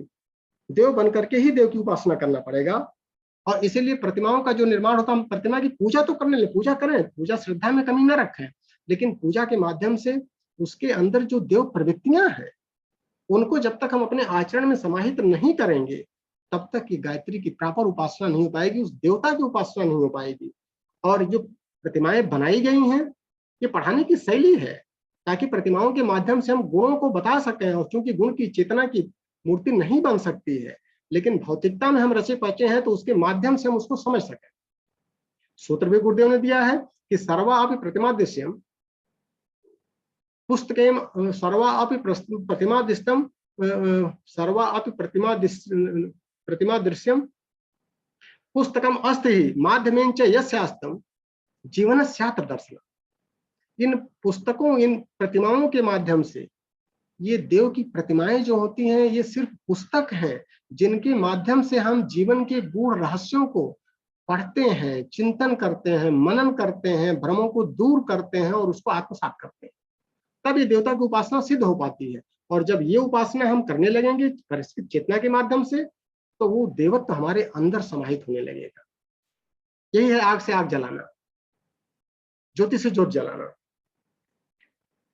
तो इस तरह से हम देखें कि मस्तक में स्वर्ण है, ललाट रुद्र है, नेत्र में सूर्य और चंद्रमा है, कानों में शुक्र और बृहस्पति है, नथनों में दाऊदेव है, दंत और ओष्ठ में संध्याएं हैं, मुख में अग्नि है, जिह्वा में सरस्वती है, ग्रीवा में साध्य गण है, स्तनों में वायुगण है, वसुगण है, भुजाओं में मरुत गण है और हृदय में पर्जन्य है, उदर में आकाश है, कटी में इंद्राग्नि है और जघन में प्रजापति है, उरु में कैलाश और मलय पर। तो इस तरह से जो हमारी अलंकारिक शैली में दी गई है उसके माध्यम से हम देव प्रतिमाओं का दर्शन करें और उस गुणों को आत्मसात, अपने में आत्मसात करने का प्रयास करें। और जब अपने आचरण में लाने का उन दैवी गुणों को प्रयास करेंगे तो हमारी साधना जो है सफल होने लगेगी। फिर जो ग्रंथों में लिखा हुआ है वो अक्षरशः आत्मसात होने लगेगा। अब लास्ट में आते हैं कि इस हृदय का पाठ करने से फायदा क्या होगा, इसको क्या करना चाहिए। ये पूरा का पूरा जो निचेड़ गायत्री हृदय का आ रहा है कि नित्य जप हम करें, कम से कम 1000 गायत्री मंत्र का जप। 1000 गायत्री मंत्र का मतलब 1 घंटे का जप। 1 घंटे अगर हम समय दें और इसको अर्थ चिंतन के साथ में अगर आत्मसात करने लगे तो ज्यादा फायदा होगा। अगर 1000 नहीं कर पाते हैं तो 100 बार तो कर सकते हैं। 5 मिनट 7 मिनट तो टाइम दिया जा सकता है, वो भी नहीं हो सकता है तो 10 बार कर ले। और ईसा अनुशासन स्वीकरोम, चिंतन में श्रेष्ठता, चरित्र में उत्कृष्टता और व्यवहार में शालीनता, ये ला करके ही आपको उपासना करनी पड़ेगी, तभी गायत्री उपासना सफल हो पाएगी। यह हमारे आचरण में परिलक्षित होना चाहिए कि हमारा चिंतन श्रेष्ठ है, चरित्र हमारा उत्कृष्ट प्रखरता में आ रहा है और व्यवहार में अगर हमारी मृदुलता और शालीनता समाहित हो रही है, इसका मतलब गायत्री साधना हम कर रहे हैं। और दोनों संध्या आवश्यक है और दोनों संध्याएं नहीं होती हैं तो कम से कम एक संध्या में अपनी उपासना कर लें और बाकी जो साधनाएं हैं उसको करें। और इस पाठ के तत्व ज्ञान को भली प्रकार अगर हम हृदयंगम कर लें, आचरण में समाहित कर लें, तो उतना फायदा मिलेगा कि जितना 60 लाख गायत्री जप को करके उसको पचाने के बाद जो फायदा मिलता है उतना प्रकाश ज्ञान का हमारी आत्मा के अंदर आ जाएगा। और 60 लाख का अगर हम जप करें तो दोनों नवरात्रियों में अगर हम अनुष्ठान कर लें लगातार तो भी 125 साल लग जाएगा। तो बेहतर है कि अगर इसका हम हृदयंगम करें, पहले इसको समझें और फिर हृदयंगम करें। और चूंकि समय जस्ट समाप्त हो गया है, 1 मिनट हम आगे बढ़ गए हैं, उसके लिए क्षमा प्रार्थी हैं। और कक्षा चूंकि अब प्रश्नोत्तरी के लिए खोल दी जाए और आदरणीय बाबूजी का हम लोग आशीर्वाद भी लें और मार्गदर्शन लें। और जो भी भ्रांतियां आ रही हैं या जो जिज्ञासाएं आ रही हैं या अगर अनुभव है साधकों के, तो वो भी इस कक्षा में साझा किया जा सकता है। क्योंकि हमने जो कुछ भी हम गायत्री हृदय को आत्मसात करने का प्रयास कर रहे हैं पिछले 3-4 सालों से, 4 साल से तो नहीं लेकिन हाँ पिछले 1 साल से, क्योंकि मनोमय कोश में गायत्री हृदय पढ़ाया गया था, तो उससे हमको बहुत फायदा मिल रहा है। और जो कुछ लिखा है अक्षरशः वो सारी चीजें मिल रही हैं। तो नितिन भैया, बाबूजी का वीडियो ऑडियो खोला जाए तो बाबूजी का मार्गदर्शन भी हम लोग लें, आशीर्वाद भी लें। जी भैया, आपका बहुत बहुत धन्यवाद। आप आदरणीय बाबूजी हमारे साथ हैं। जी बाबूजी, आप अपने आप को अनम्यूट कर सकते हैं। बाबूजी प्रणाम। जी प्रणाम। और बहुत अच्छा क्लास लिए। क्लास के लिए क्लास लेने का मतलब होता है डांट डपट करना। तो ये हम लोग को मैत्री कक्षा है, इसलिए कोई प्रश्न बनता है तो हम लोग कर सकते हैं।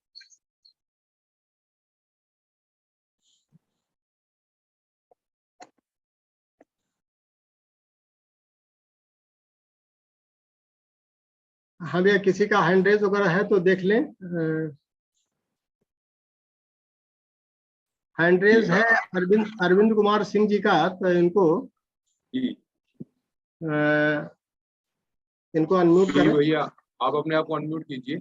और प्रश्न चैट में भी लिखे जा सकते हैं, जिज्ञासाएं जी लिखी जा सकती हैं। जी, प्रणाम भैया, प्रणाम बाबूजी, सभी को प्रणाम। ये इसको जरा सा क्लियर और किया जाए भाई साहब। ये सहस्त्र प्रमाण देवी सत मध्यमा 10 अवराम, ये है श्लोक नंबर 22वां वाला। अभी बताया कि 1 घंटा 5 मिनट और 10 अवराम वाला जो है वो उसको और क्लियर किया जाए। यहाँ हम बराबर कंफ्यूज होते हैं। सहस्त्र प्रमाण देवी सत मध्यमा 10 अवराम सहस्त्र नेत्र नाम गायत्री, वो जो बोले कि 22वां श्लोक का देख लिया जाए। देखिए यहाँ पर ये 22वें वाले मंत्र में यह है, तो इसमें सहस्र परमाम यानी कि 1000 प्रतिदिन हम लोग जप कर लें तो उसको अत्यंत उत्कृष्ट स्तर का साधना माना जाता है। तो जिस मान लीजिए कि 5 लाख का कोई अनुष्ठान कर रहा हो 1 वर्ष में पूरा करने का, तो प्रतिदिन 1 घंटा करने से 365 दिन, इतना 1000 तो हो गया, 3 लाख से अधिक तो हो गए। उस अनुष्ठान क्रम को उसमें फिर जाकर के हर गुरुवार प्लस रविवार को आदमी बढ़ा दे 1-1 घंटा, या नवरात्रियों में फिर जाकर के उसमें 3-3 घंटा हो जाता है। पूर्णिमा को पर्वों में तो 5 लाख वैसे पूरा किए जाते। तो 1000 1 घंटा में माना जाता है। तो 1 घंटा यदि हम प्रतिदिन जप में लगावें, और जप का मतलब होता है पाठ करने का अर्थ है, उसका अर्थ सोचते हुए यदि हम मेडिटेशन में जा कर के भले माला और मंत्रों से कहीं आ जाए, लेकिन अर्थों की गहराई में जाते हुए किया जाए तो ये बहुत ही उत्कृष्ट स्तर का माना जाता है। 1 घंटा मेडिटेशनल आदमी माने ध्यान करता हो परमात्मा का, अपने इष्ट का, तो बहुत अधिक ऊर्जा मिलती है। ये कहना है परमाम का यही मतलब है, दिव्यता, परम श्रेष्ठ है। और सत मध्यम, 1 माला 100, 1 माला माना जाता है, 100-108 दाने हैं तो भी 100 लिया जाए एवरेज। तो टाइम नहीं मिला, वो नहीं मिला, तो कम से कम एक माला तो किसी कीमत पर क्षम्य नहीं है। 5 मिनट हमें अपने जीवन का निकालना ही निकालना है, क्योंकि दीक्षा लेते समय भी यह संकल्प लिया गया था कि हम प्रतिदिन नियमित 15 मिनट गायत्री मंत्र का जप और सविता का ध्यान करेंगे। तो उसका निर्वहन हो रहा है कि नहीं? तो ये इतना शक्तिशाली है कि एक माला भी कोई करता हो और मेडिटेशन में आकर के और हार्मोनिक वे में लयात्मक बिल्कुल खो जाए ईश्वर में, तो वो बहुत प्रभावी है, वो इतना शक्तिशाली है। किसी आदमी को ये कह दिया मान ले कि मांस खाने में अभ्यस्त है, मांस नहीं छूट रहा है, ये जो लिखा है ना मदिरापान करने वाला, इसमें लास्ट में ये मिलता है, छूट जाता है, तो वो कितना हो संकल्प ले लेके हम मांस ना छोड़ेंगे ना छोड़ेंगे, फिर भी उसका वो जप करते रहेगा तो होता है क्या कि यदि एक लयात्मक जप शुरू कर देगा तो शरीर के जो 24 पॉइंट हैं जहां देवताओं का नाम लिया गया है, तो ये 24 शक्तिधारा आपस में मंथन करती है, प्राणों का मंथन करके उस सारे चिंतन प्रणाली और अननेचुरल जो खान पान है उसके प्रति रुझान स्वभाव को सब हटा देता है, तम को तो बिल्कुल ही उखाड़ फेंक देता है। और मांस खाएंगे भी यदि तो वो लगता है कि मिट्टी खा रहे हैं, अब स्वाद ही नहीं रुचेगा, इसलिए छूटता है। इसका हमने प्रैक्टिकल करके शुरुआती दौर में जब गुरुदेव से जुड़े उस समय के क्रम में तो देखा कि तो कमाल का है, यहाँ तक भी काम करता है। इसलिए ये लिखा गया है कि मदिरा छूट जाता है, मांस छूट जाता है, तो निश्चित माना जाए कि सद्विवेक जगा देता है। तो एक माला भी कम नहीं है, 5 मिनट ही उखाड़ करके साधक को कहाँ कहाँ फेंक देगा। योन प्रचोदयात का मतलब होता है कि कर्म में फेंक देगा उठा के, केवल विचार तक नहीं, उखाड़ पखाड़ भी कर सकता है, लेकिन ईमानदारी से किया जाए तब। जब कर रहे हैं कहीं का, सोच रहे हैं कहीं का, तो वो ईमानदारी से जब नहीं कहलाएगा। जी धन्यवाद। जी जी जी बाबू, अगला प्रश्न वीरेंद्र प्रसाद जी का है। ये पूछते हैं कि पशु कर्म परायणता व्यक्ति निर्माण क्या सहायक हो सकती है? पशु परायणता व्यक्ति निर्माण, रुकिए हम इसको थोड़ा सा ऊपर लगा जी, पशु कर्म परायणता व्यक्ति निर्माण क्या सहायक हो सकती है? हाँ बिल्कुल, ईश्वर से संपर्क जोड़ा जाए तो ईश्वरत्व आएगा ही आएगा। उपासना ब्रह्म साजुज्यता है और गायत्री महामंत्र इष्ट के साथ जोड़ता है। तत् कहा गया है जो भी इष्ट हो, किसी भी वैरायटी के इष्ट हो, 33 करोड़ देवता में जो भी अपने से खांचा बैठ गया, अपना स्वभाव से मिल गया, तो चूंकि सब आपस में मिले हुए हैं, हम लोग मानते हैं कि अलग अलग अलग अलग है, आकाश में क्या सब अलग होगा, तो सब सूरज की किरणें हैं। अब रह गया कि यदि हम संपर्क जोड़ लेंगे तो करंट आएगा ही आएगा भीतर में। तो ये मेडिटेशन ध्यान प्रयोग बहुत आवश्यक है प्रतिदिन करना। तो 5 मिनट का रूटीन में जो रखना चाहिए, 5 मिनट 10 मिनट। इनका प्रश्न हमको लग रहा कुछ और है। हाँ कहा जाए। प्रश्न इनका जो वीरेंद्र जी हैं आचार्य जी, इनका ये है कि ये पशु कर्म जो है, पशु कर्म परायणता, पशु परायण कर्म हमको लग रहा है कि जो चर्चा हमने किया था वो व्यक्ति निर्माण में क्या सहायक हो सकता है क्या? जो पशु प्रवृत्तियां हमारी होती हैं कि जड़ता जो रहती है उसको व्यक्ति निर्माण में, हमको लग रहा है कुछ इस तरह का प्रश्न इनका है, क्लियर नहीं हो पा रहा है कि बाबूजी प्रणाम, पशु कर्म परायणता व्यक्ति निर्माण क्या सहायक हो सकती है? हाँ देखिए, ये संसार में कोई भी कर्म वो बेकार नहीं होता है, वो दूसरे डायरेक्शन में ले आकर के मारता है। यदि प्रकृति के विरुद्ध चल रहे हो, पशु परायणता मनुष्य योनि के लिए अवांछनीय है, क्योंकि पशु योनि से ऊपर हम आ गए, और जहां मनुष्य योनि में आकर के इतर योनियों के हम अपने काम में अनाधिकार प्रवेश होता है और प्रकृति हमें दंड देकर के सुधार देती। तो ऐसे चले तो या वैसे चले, वो प्रकृति रगड़ दे ही, जहां अननेचुरल हम खान पान किए जो कि अन्य जानवरों में हम किया करते थे। तो चूंकि कक्षा बदल गई है तो बॉडी के सारे सिस्टम चेंज हो जाते हैं, नया सिस्टम मिल गया, नया कंप्यूटर मिल गया है, इसमें वो खान पान नहीं चल पाएगा। पेट्रोल मॉडल गाड़ी मिल गई तब किरासन वगैरह डालेंगे, कचरा डाल करके नहीं चला सकते हम। तो शरीर में इतने सारे देवी देवता है, तो पशु प्राणी का जो है अब वो कैसे सुधारेगा व्यक्तित्व निर्माण में? वो रिएक्टरी करके सुधारेगा। तो ऐसे नहीं तो ऐसे सुधार देता है ना, और चूंकि बदलेगा भी तो पंच तत्वों को उखाड़ पखाड़ कर रहा है। हमारे कॉन्शियसनेस से उसको क्या लेना? आत्मा पर तो कोई असर ही नहीं पड़ा। तो आत्मा जो है अपने है तब देखता है अपने प्रैक्टिकल करने के जो जीव भाव है, तो अपने साइड इफेक्ट दे करके रास्ता चेंज कर लेता है। वो करेगा ही करेगा, क्योंकि उसमें अंधकार टिक ही नहीं सकता। किसी भी रावण भी करेंगे तो राम आकर के मारेंगे ही मारेंगे। तो क्या होता है सृष्टि में, नेचर का सहयोगी बन करके चले तो निहाल करेगी। तो नेचर हमारा चूंकि चेंज हो गया है, तो उस आधार पर अननेचुरल काम किया जाता है, तो साइड इफेक्ट सुधार देता है साधक। और ये एक प्रश्न सत्यपाल जी का है। इनका एक प्रश्न है कि आम आदमी तक सरल सुगम भाषा में गायत्री पंचकोश साधना का प्रचार प्रसार कैसे किया जाए? और बढ़िया है। देखिए इसमें हमारा तस्वीर जा रहा होगा। तो उसमें आम आदमी को हम ऐसे जाने, आम आदमी को ये पंचकोश मत बोला जाए, कोष का खजाना कहा जाए। हाँ, शरीर में 5 इतने खजाने हैं और हर कोई खजाना पाने के लिए लड़ाई।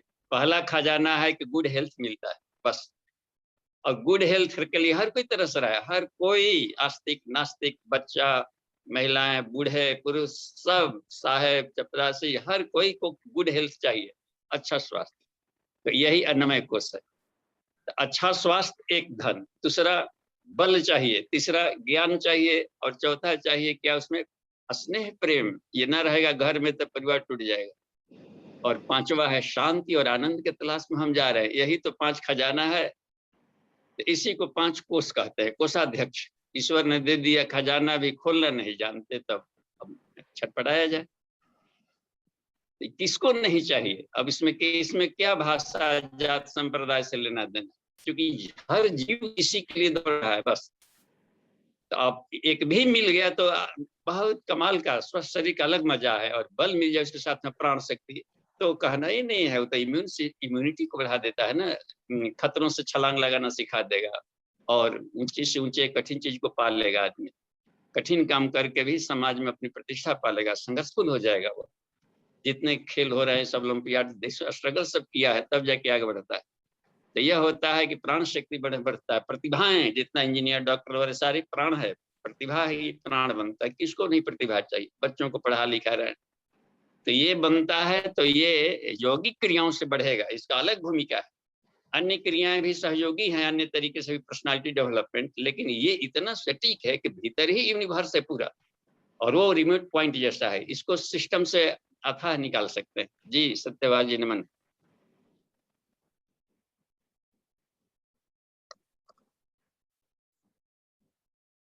कुछ स्पष्ट हुआ कि नहीं, कि लाइन आवाज जा रही है कि नहीं, कुछ समझ नहीं पा रहे हैं?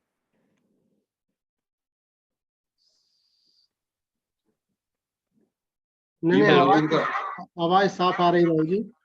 हाँ, तो बिल्कुल साइलेंट हो गया, तो साइलेंट मोड में तो पूरा लगा कि पता नहीं क्या हो गया। ठीक है, तो और कोई प्रश्न है? नहीं तो आपस में ही हम लोग करें, अनुभव शेयर किया जाए जो इस साधना में।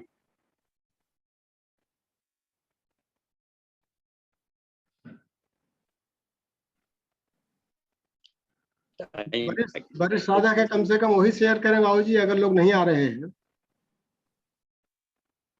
तो।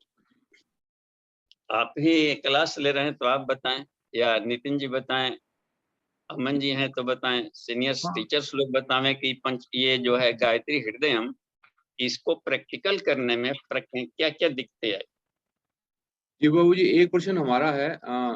जैसे जो है अब हम चक्रों का जब ध्यान करते हैं तो उसमें जो है गहराई अधिक नहीं आ पाती, तो उसमें अधिक गहराई में जाने के लिए हमें क्या करना चाहिए? अभी तो सिर्फ ऐसा लगता है कि चक्रों का जो स्पंदन है ऐसा तो हल्का सा थोड़ा महसूस होता है, पर ज्यादा गहराई में जाकर के जो है वो थोड़ा सा नहीं हो पाता। तो उसमें थोड़ा बाबू जी मार्गदर्शन कीजिए। हाँ, देखिए, एक तो एनाटॉमी भी हमें धीरे धीरे स्वाध्याय में एनाटॉमी को भी लिया जाए, बॉडी पार्ट्स को। क्योंकि जहां जहां चक्र है वहां प्लेक्सस है, और प्लेक्सस ये देखिए कि वो तार बॉडी के कौन से पार्ट में जा रहा है। तो अपने को बिजली सप्लाई यानी प्राणिक हीलिंग करना है एक एक पार्ट्स को। तो हर हर जगह का जो ये है आपका वर्टिब्रल कॉलम, उसी में जो चक्र हैं आपके, क्योंकि वो स्थूल कितना हो सूक्ष्म होगा, भले चक्र नहीं दिखते हैं, वो इतना सूक्ष्म है कि किसी भी तरीके से नहीं दिखता, क्योंकि वो मैग्नेटिक फील्ड पैदा करेगा। अब रह गया कि जो विचार दौड़ता है तो ब्रेन के माध्यम से, तारों के माध्यम से वो दौड़ लगा रहा है भीतर में, मैग्नेटिक करंट है वो। तो और जहां जहां पर नाड़ियां हैं, जाल है, तो वहां पर एक क्वाइलवत बन करके कुछ ना कुछ मैग्नेटिक फील्ड बना लेता है। अब ये देखा जाए कि वहां से जैसे कि थोरेसिक रीजन वाला हो गया, या सर्वाइकल का हो गया, या क्रेनियल का, तो वो 10 क्रेनियल नर्व्स हैं, तो कौन कौन से आंख में कौन जा रहा है, कान में जा रहा है। तो यदि उसमें गहराई ये आ जाएगा कि जितना ही स्टडी किए रहेंगे एक एक चीज का क्लियर, तो उसमें तो एकदम आंख में इतना ले जाए, आंख में इतना ले जाए कि आंख की विजिबिलिटी कैसी हो जाएगी। किसी भी चीज को हम देखें उसमें ईश्वर दिखाई पड़ने लगे, तब तक इतना करंट उसमें देना है। अभी कुछ का कुछ दिखता है, सत्य नहीं दिख पाता। एब्सोल्यूट ट्रुथ देखने की क्षमता कानों में, एब्सोल्यूट ट्रुथ सुनने की क्षमता कान में है, जिसका मतलब कान भी मरीज बन चुका है। तो वो देखा जाए कि ब्रेन में वहां पर जो अपना ब्रेन स्टेम है, कौन से नाड़ी कहाँ जा रही है, उसको करंट को साफ करना पड़ता है। तो ये इसमें मिलता है। तो जितने गहरा स्टडी रहेगा और गहरी अपने भीतर में जानकारी, उतना रेसे रेसे सफाई होगा। सर्विसिंग के लिए हम देते हैं सर्विस सेंटर में कोई गाड़ियों का, एक तो है केवल पुचारा मार दिया और ये कर दिया, पानी से धो धा दिया, इतने भर रही, ग्रीस बदलना, वो करना, एक एक तरह हर एक पार्ट्स को खोल करके अलग अलग साफ करके फिर से करना असेंबलिंग, तब वो जाकर कंप्लीट सर्विसिंग हुआ। तो उस टाइप का हम कर सकते हैं जब हर पार्ट्स को खोलना, कसना और ये सब जानकारी मिलते जाता है। तो अपने नॉलेज को डेप्थ किया जाएगा तो समय पता नहीं चलेगा कि 1 घंटा मेडिटेशन में कहाँ निकल गया। 1 घंटा भी कम पड़ने लगेगा। 3-3 घंटा आप पड़े रहेंगे तो लगेगा कि हम इसी में खो जाए। तो यही निर्भर करता है, इसलिए अहरह स्वाध्याय कहा गया है। रात दिन अध्ययन करो, डूब जाए इसमें। काव्य शास्त्र विनोदन, देख रहे हैं, आनंद और शांति के क्लास में, रिसर्च में बराबर खोया रहता है। वो धीमताम, जो बुद्धिमान व्यक्ति होते हैं, काव्य शास्त्र विनोदेन कालो गच्छति धीमता यस्नेन च मूर्खाणाम निद्रया कलहे नव। तो हमें ये करें कि अपने टाइम को मैनेज करके रखें, और जॉब में जा रहे हैं तो जॉब के बारे में सोचें, कंप्यूटर चला रहे हैं तो कंप्यूटर के बारे में सोचें कि और भी इसके कितने एप्लीकेशन हो सकते हैं, हम कितना उपयोग हो सकता है, और बेटर और कैसे आ सकता है, कौन कौन फार्मूला से जा सकते हैं। हर एक में अथाह गहराई है। कहीं भी जाएंगे तो पॉजिटिव जा रहे हैं तो बढ़िया ट्रैक पर जा रहे हैं, उस फील्ड में तो निहाल हो ही जाएंगे। हर चीज में क्लियर हो तो देखा जाए कि एक भी बॉल पर हम किसी भी तरीके से आउट ना हो। कोई भी दंगल करने वाला किसी भी तरह से दाव पेच मारे, हम उसमें से निकल जाए। कहाँ कहाँ भूले हुई, कैसे क्या हुई, हर फील्ड में अथाह संभावनाएं हैं। तो मेडिटेशन में भीतर नहीं जा रहे हैं तो बाहर की दुनिया में हम जाएं, क्योंकि ईश्वर बाहर भी है, भीतर भी है, हर जगह मिलेगा गहराई में। तो अपने फील्ड की कमी नहीं है, गहरे नॉलेज की जरूरत है उस क्षेत्र में जाने का। जी जी बाबू जी, धन्यवाद बाबू जी। हाँ, विक्की भैया का हैंड रेज है। जी हाँ, जी भैया, आप विक्की भैया को ऑन करें भैया। जी जी जी बाबूजी प्रणाम। जी प्रणाम। हाँ बाबूजी, गुरुदेव के कल मुझे एक अमृत वचन मिला। उसमें गुरुदेव लिखते हैं कि आपका प्रारब्ध और हमारा पुण्य दोनों का समन्वय होकर जितना संभव होगा उतनी मदद करेंगे। हमने ये कभी किसी से नहीं कहा कि हम आपकी मनोकामना पूरी कर सकते हैं। जो आदमी ये दावा करे कि हम मनोकामना पूरी कर देते हैं, आप समझना ये आदमी धूर्त है, क्योंकि इंसान के हाथ में इतनी ताकत नहीं कि आदमी के कर्म और प्रारब्ध को पूरी तरीके से साफ कर सके। भगवान ने कर्म की व्यवस्था ऐसी बना दी है कि वह अपने बाप की भी मुसीबत को दूर न कर सके। भगवान बड़े हैं लेकिन कर्म भगवान से बड़ा है, ये आप याद रखें। ये एक जगह मुझे अमृत वचन में मिला बाबू, और गायत्री निर्जम के साक्षात्कार में मिला कि सायंकाल में गायत्री का पाठ करने से दिन में किए हुए पाप नष्ट हो जाते हैं, प्रातः पाठ करने से रात्रि में किए हुए पाप नष्ट हो जाते हैं, सायं प्रातः दोनों पाठ करने से पापी भी निष्पाप हो जाते हैं, मद्यादि पीने, अभक्ष्य खाने, अज्ञान में डूबे रहने, चोरी करने, व्यभिचार, ब्रह्म हत्या, दुराचार आदि पापों से छुटकारा मिल जाता है। ऐसा भगवान याज्ञवल्क्य जी ने कहा। अब दोनों में बाबूजी मतलब साधक तो अपनी गहनता के अनुरूप उन अर्थों को लेते हैं, हम एक बीच का अर्थ किस तरीके से लें अपने आम जीवन में, इसमें बाबूजी बहुत सुना हूं आपसे, फिर सुनने की इच्छा है। प्रणाम हाँ, तो धन्यवाद। और इस तरीके से कुछ न कुछ कीलें ढूंढते चलना चाहिए कि इसमें से ये कैसे संभव है। और अब जैसे कि सुबह में करने से पाठ है, पाठ का मतलब हमेशा का होता है कि उसको हृदयंगम करना, प्रैक्टिकल करना, लाइफ में अपने जीवन में घोल लेना। पाठ माने पीना होता है, सरसरी निगाह से भागना नहीं, उसका बुद्धत्व के अर्थ में लिया गया है। तो धीरे धीरे अब रात्रि को मान लीजिए कि कुछ भूलें हो गई, पाप का मतलब पाप पुण्य इन दिनों डिक्शनरी में थोड़ा सा अटपटा जैसा लगता है, घाटा नाफा। वैसे कुछ काम कर लिए गए हो जिसमें प्राण का क्षरण होता है, घाटा होता है। घाटा को पहले पाप कह देते थे लोग और नाफा को पुण्य कह देते थे। आज इन दिनों सीधे घाटा नाफा कहा जाए। तो घाटा घाटा डिटरेशन वाला कोई काम हो गया हो अपने लाइफ स्टाइल का तेज को घटाने वाला, तो सुबह में तक में यदि फ्रीजिंग नहीं होता है, कोई काम अभी घटना करेंगे तो रिजल्ट आने में कुछ गेस्टेशन पीरियड लगता है, पकने में टाइम। तो पकने के पहले ही यदि हम उसको फिर से मोल्ड कर दें तो वो क्रिया में नहीं बदल पाता है। इसलिए ये इसका साइंस में हम ये है बनता है बात कि पता ये योग वाशिष्ठ में आएगा, इसका क्लू मिल जाएगा। इसमें बताया है कि जैसे विचार आया तो विचार को क्रिया में और कर्म में बदलने के पहले ही, तो अब मान लीजिए कि एक बार घटना घट गई तो उसको दोबारा नहीं करेंगे तो वो जाकर के संस्कार में नहीं जाएगा। यानी अचेतन मन में तभी जाता है, गहरी होती है, जब उसको बार बार रिपीट किया जाए। तो ये कहा दिया है कि रात में हुआ है तो मान ली घटना कर दोबारा कल ही ना कर पाएंगे क्योंकि नाइट में आप कर रहे हैं, तो उसको आवृत्ति नहीं बनने दिया जाए, ये करने का मतलब होता है। तो उसमें लाभ मिल जाएगा। जो थोड़ा बहुत साइड इफेक्ट हुआ है तो वो मामूली सा है, झेल लिया जाए और फिर जाकर के आगे नहीं करने का प्रयास किया जाए। तो कुछ इस जी तरह का।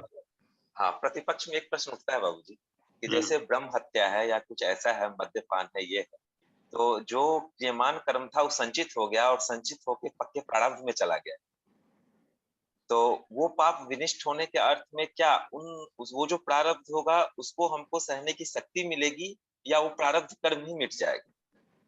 हाँ, क्योंकि देखिए इसमें प्रारब्ध कर्म से तो ईश्वर भी बंधे होते हैं, ऐसा अवतार प्रक्रिया में पता चलता है, प्रकृति का नियम है। तो इसको हम कैसे लें बाबूजी कि हमें जी वो कर्म सहना है, उसकी शक्ति मिलेगी या वो पाप कर्म विनिष्ट हो जाएगा? शक्ति मिलती है और वो शक्ति ज्ञान के द्वारा मिलेगी। जी क्योंकि जो जिससे हम पर ट्रैक्टर चढ़ गया था, शरीर लुगदी हो गया है, फिर हाँ भी बेहोश नहीं हुए और मुस्कुरा रहे थे और बिल्कुल ईश्वर से भी प्रेयर नहीं कर रहे थे क्योंकि हमारा कुछ नहीं बिगड़ा था। क्योंकि आत्मा पर किसी भी तरीके का कोई प्रभाव नहीं होता है, वो अकर्ता है, वो कुछ किया ही नहीं है। जी तो जो भी हुआ है ये मन बुद्धि चित्त अहंकार द्वारा हुआ है और बॉडी अपना है नहीं। तो यदि हम अपना संबंध शरीर भाव से बाहर हो जाते हैं तो शरीर के कष्टों को झेलने की अथाह शक्ति आती है। वो आएगा कैसे? यह दिमाग में सोच क्या कर देता है कि न्यूरोट्रांसमीटर निकालता है ब्रेन से, जिसको स्नायु रसायन कहा गया है विज्ञान में कोष का, और एंडोजिनस इतना निकाल देगा एंडोर्फिन्स वगैरह की पूरे हाईली पेन किलर है। उतना तो कितना हो पेन किलर खाएंगे तो भी उतना नहीं काम करेगा, जी वो इतना बाबूजी, कमाल का है भीतर। तो यही समझ काम पा रहा हूँ करता है। बाबूजी। तो बाबूजी मेरा एक इसमें एक प्रतिपक्ष में ये प्रश्न है कि अगर कोई प्रारब्ध कर्म है, गायत्री साधक है और उसका कोई प्रारब्ध कर्म की वजह से जो संचित होकर प्रारब्ध में बदल चुका है और वो उसके साथ घटित होता है, लेकिन वो अपनी ज्ञान की शक्ति से गायत्री साधना से उस पर विजय पाता है, तो कहीं भी प्रारब्ध कर्म जो उसके साथ हो रहा है इसको विफलता से तो हम नहीं जोड़ सकते। उस प्रारब्ध कर्म को भोग के वो उससे ऊपर आता है, अपने पुरुषार्थ पराक्रम से विजय पाके अपनी जर्नी को जारी रखता है, तो उसके सफलता क्रम में गिनती की जाएगी, विफलता के क्रम में तो नहीं होगा क्योंकि वो तो उसका प्रारब्ध। हाँ, failures are the pillars of success जो कहा जाता है। तो प्रारब्ध सिर्फ बताया गया है, प्रारब्ध नाम की कोई चीज नहीं है। वो क्रिया की प्रतिक्रिया के आधार पर समझाया गया है कि संसार जो है प्रकृति वो क्रिया की प्रतिक्रिया के आधार पर बनाई गई। और ठीक इसके बाहर वाला जो चेतना पक्ष है वो इससे परे बनाया गया है, जिसके कि परा कहा जाता है। परा माने परे इन सबसे, ये नियम वहां नहीं लागू होता है। जी तो उस फील्ड में रह करके इसमें करेंगे तो क्रियाएं तो होगी। नेहा भी क्रमनाशस्ति प्रत्यवायो न विद्यते जो कहा है गीता में, हे अर्जुन, क्रियाएं तो करेगा, अस्थित प्रज्ञ होकर करोगे तो तुम्हारी क्रियाएं हो रही है, लेकिन उसकी प्रतिक्रिया तुम पर नहीं आएगी, क्योंकि तुम वहां उस प्लेटफॉर्म पर खड़े हो वहां पर कोई भी नैनम छिदंती शस्त्राणी जाता है वहां। तो इस ढंग से करने की एक शैली मिल जाए। एक और बात है, जो प्रारब्ध होते हैं पिछले जन्मों को एक्सीडेंट के रूप में आते हैं, वहां कोई उसमें अगणित नहीं काम करता है। हाँ, मैं उसी के बारे में बात कर रहा हूँ बाबूजी, जो अकस्मात होता है, जिसमें हमारा कोई क्रियमान कर्म नहीं होता है, जो एक्सीडेंटल होते हैं, मैं उसके बारे में ही पूछ रहा हूँ बाबूजी। उसी को प्रारब्ध कहते हैं। जी। अच्छा, एक्सीडेंटल भी हो गया तो चूंकि ज्ञान का लेयर बढ़ गया है, छाता ओढ़ लिया है ज्ञान का, तो वो एक्सीडेंट को सह लेगा। ओला गिर रहा हो और छाता आपने ओढ़ लिया है ज्ञान, तो आपकी जो ऑरा है वो क्या करती है कि उसको सह लेती है, और वो ऐसे जगह एक्सीडेंट होगा जहां पर की ट्रीटमेंट हो, क्योंकि ईश्वर के काम में लग गया है वो। ऋषि अष्टावक्र जन्म से ही 8 अंगों से टेढ़े थे। देखिए, हाँ, तो प्रारब्ध ही होता है, साफ वरदान जो प्रारब्ध होता है, जब ईश्वर काम में हम लग जाते हैं तो प्रारब्ध हमारे लिए हेल्पफुल बन जाता है। जो एक्सीडेंट, खराब चीजें भी हेल्पफुल बन जाएगी और उस काम में लग जाएगा। जैसे कि अर्जुन को शाप मिल गया था कि तुम नपुंसक बनेगा, तो वहां बना जहां की नपुंसक बनना अनिवार्य था उसको, नहीं तो पकड़ा जाता और सारा उसका गड़बड़ हो जाता। तो वो वरदान में बदल जाता है, ये भी एक फायदा है। तो सबसे बड़ी बात है इसमें बन रही है कि समर्पण, ईश्वर के साथ दोस्ती, वो बहुत जरूरी है, उसके काम में अपने जीवन को लगाया जाए। जी बाबूजी, स्पष्ट हो गया। प्रणाम बाबूजी। अच्छा, इसमें एक चैटिंग में नाम गुजरा था, कहीं गायब हो गया इनका, केपी दुबे जी का, उनमें देखिए तो क्या लिखा हुआ है। अभी ये एक प्रश्न पहले श्याम जी का है। ये पूछते हैं कि प्रतिदिन 10 बार गायत्री मंत्र ओम भूर्भुवः स्वः लेखन कर लें तो भी एक माला का फायदा होगा, और प्रतिदिन 11 बार गायत्री मंत्र ओम भूर्भुवः स्वः लेखन कर लें तो भी एक माला का फायदा होगा। ये पूछना चाह, हाँ, इक्विवेलेंट है। अब जिससे कि देखिए, उपासना में जो रखा जाता है ईश्वर के, उपासना में 4 चीज आते हैं। जप भी आता है, किन्हीं को जप में मन न लग रहा है तो ध्यान करे, जप ध्यान तो हो गया। स्वाध्याय करे, नहीं तो कि नहीं हमको ध्यान में भी भाग रहा है दिमाग, पढ़ने में भी इधर या क्या कर, तो फिर स्टडी करें। तो स्टडी को भी स्वाध्याय करेंगे तो विचारों से विचारों में साजुजता बन जाती है। या फिर ये भी नहीं करना है, पढ़े लिखे नहीं है तो सत्संग करें, किसी एक्सपर्ट अनुभवी आदमी से जिस विषय में आप जानते हैं उनके साथ में दोस्ती करेंगे, बातचीत होने लगेगी तो सरल भाषा में उसको बता देगा, तो उससे बनती है। तो साजुजता बननी चाहिए किसी भी तरीके से, चाहे 1 मिनट की बने या तो बने। 1 मिनट भी ऑन किए तो 1 मिनट के लिए तो रोशनी तो चमक गई, 1 मिनट तो लाइन आ गया, अपना काम कर लेगा। तो अपने ऊपर है कितना नीड है उतनी ढंग का हम लाभ ले लें, लेकिन वो थोड़ा सा भी बहुत कमाल का है। थोड़ी सी भी रोशनी मिल जाए तो अमृत है, 1 बूंद ही अमृत का बहुत काफी होता है। दादाजी मरने लगते हैं तो 2 बूंद गंगा जल दिया जाता है, 2 ड्रॉप भी डाल दे तो क्या 2 ड्रॉप कहीं उठ के तो पास ही रह गया होगा। लेकिन वहां पर एक भाव है, एक श्रद्धा है, एक संवेदना है, जो कि श्रद्धा उनमें घुल गई। वो अथाह होता है, वो 1 बूंद पानी के भीतर में था, लेकिन अपनी जो श्रद्धा थी वो श्रद्धा तो पूरी यूनिवर्स में गई। तो ये निर्भर करता है कि निमिष मात्र में भी साधक का कल्याण हो सकता है। अलग झपकते भी थोड़ा सा भी स्मरण कर लिया था गज ग्रहण वाला प्रकरण में, तो अपना गरुड़, जबकि जिसके गति को अर्जुन में भी कहा गया है कि गरुड़ की गति को कोई नहीं रोक सकता, इतना गति को गरुड़ कहते हैं, उसको भी छोड़ दिया, नंगे पर दौड़ गए उसको बचाने के लिए। समझा जा सकता है क्या कमाल की बात। थोड़ी सी भी बिल्कुल निश्चल प्रेम व्यक्ति दे देता है। जी धन्यवाद। और देखिए अगला प्रश्न, केपी दुबे जी का अगला प्रश्न है, वो पूछते हैं कि दुख मुक्ति की अवस्था ही मोक्ष है, मुक्ति है, निर्वाण है, अपवर्ग है, कैवल्य है, और यही मनुष्य जीवन का अंतिम लक्ष्य है। गायत्री साधना से किस प्रकार मोक्ष मिल सकता है? सब वेराइटी वाला मिलता है, क्योंकि गायत्री वाइदम सर्वम, क्योंकि हर चीज प्राण से ही बने हुए हैं और ब्रह्म शक्ति है ये। गायत्री कोई एकांगी सब्जेक्ट नहीं है। तो जो कुछ भी सारे शास्त्रों में जो भी शब्दावलियां हम देख रहे हैं, हर चीज ब्रह्म नक्षत्र ब्रह्मांड घनेरे जो कहा गया है, हर चीज जो छांदोग्य कहता है गायत्री वेदम सर्वम, यह सब ब्रह्म के प्रकाश से प्रकाशित है।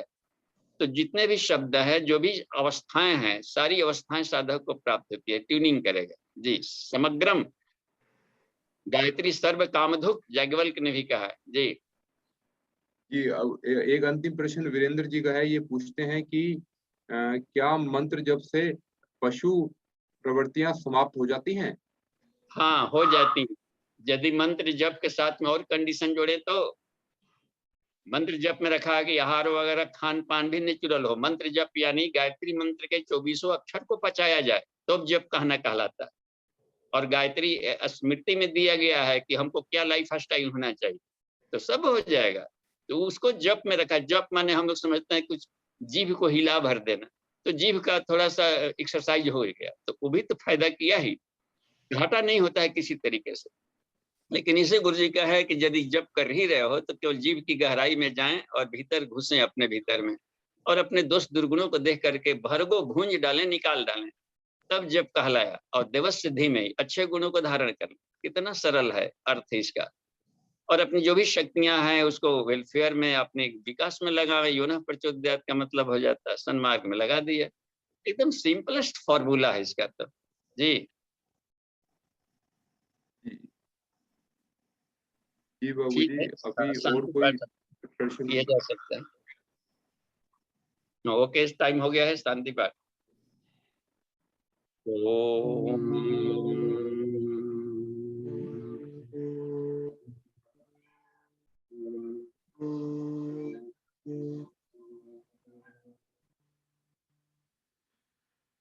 शांति शांति शांति शांति। प्रणाम। सुभाष चंद्र जी को प्रणाम। आप सभी लोगों को बहुत बहुत आभार जी।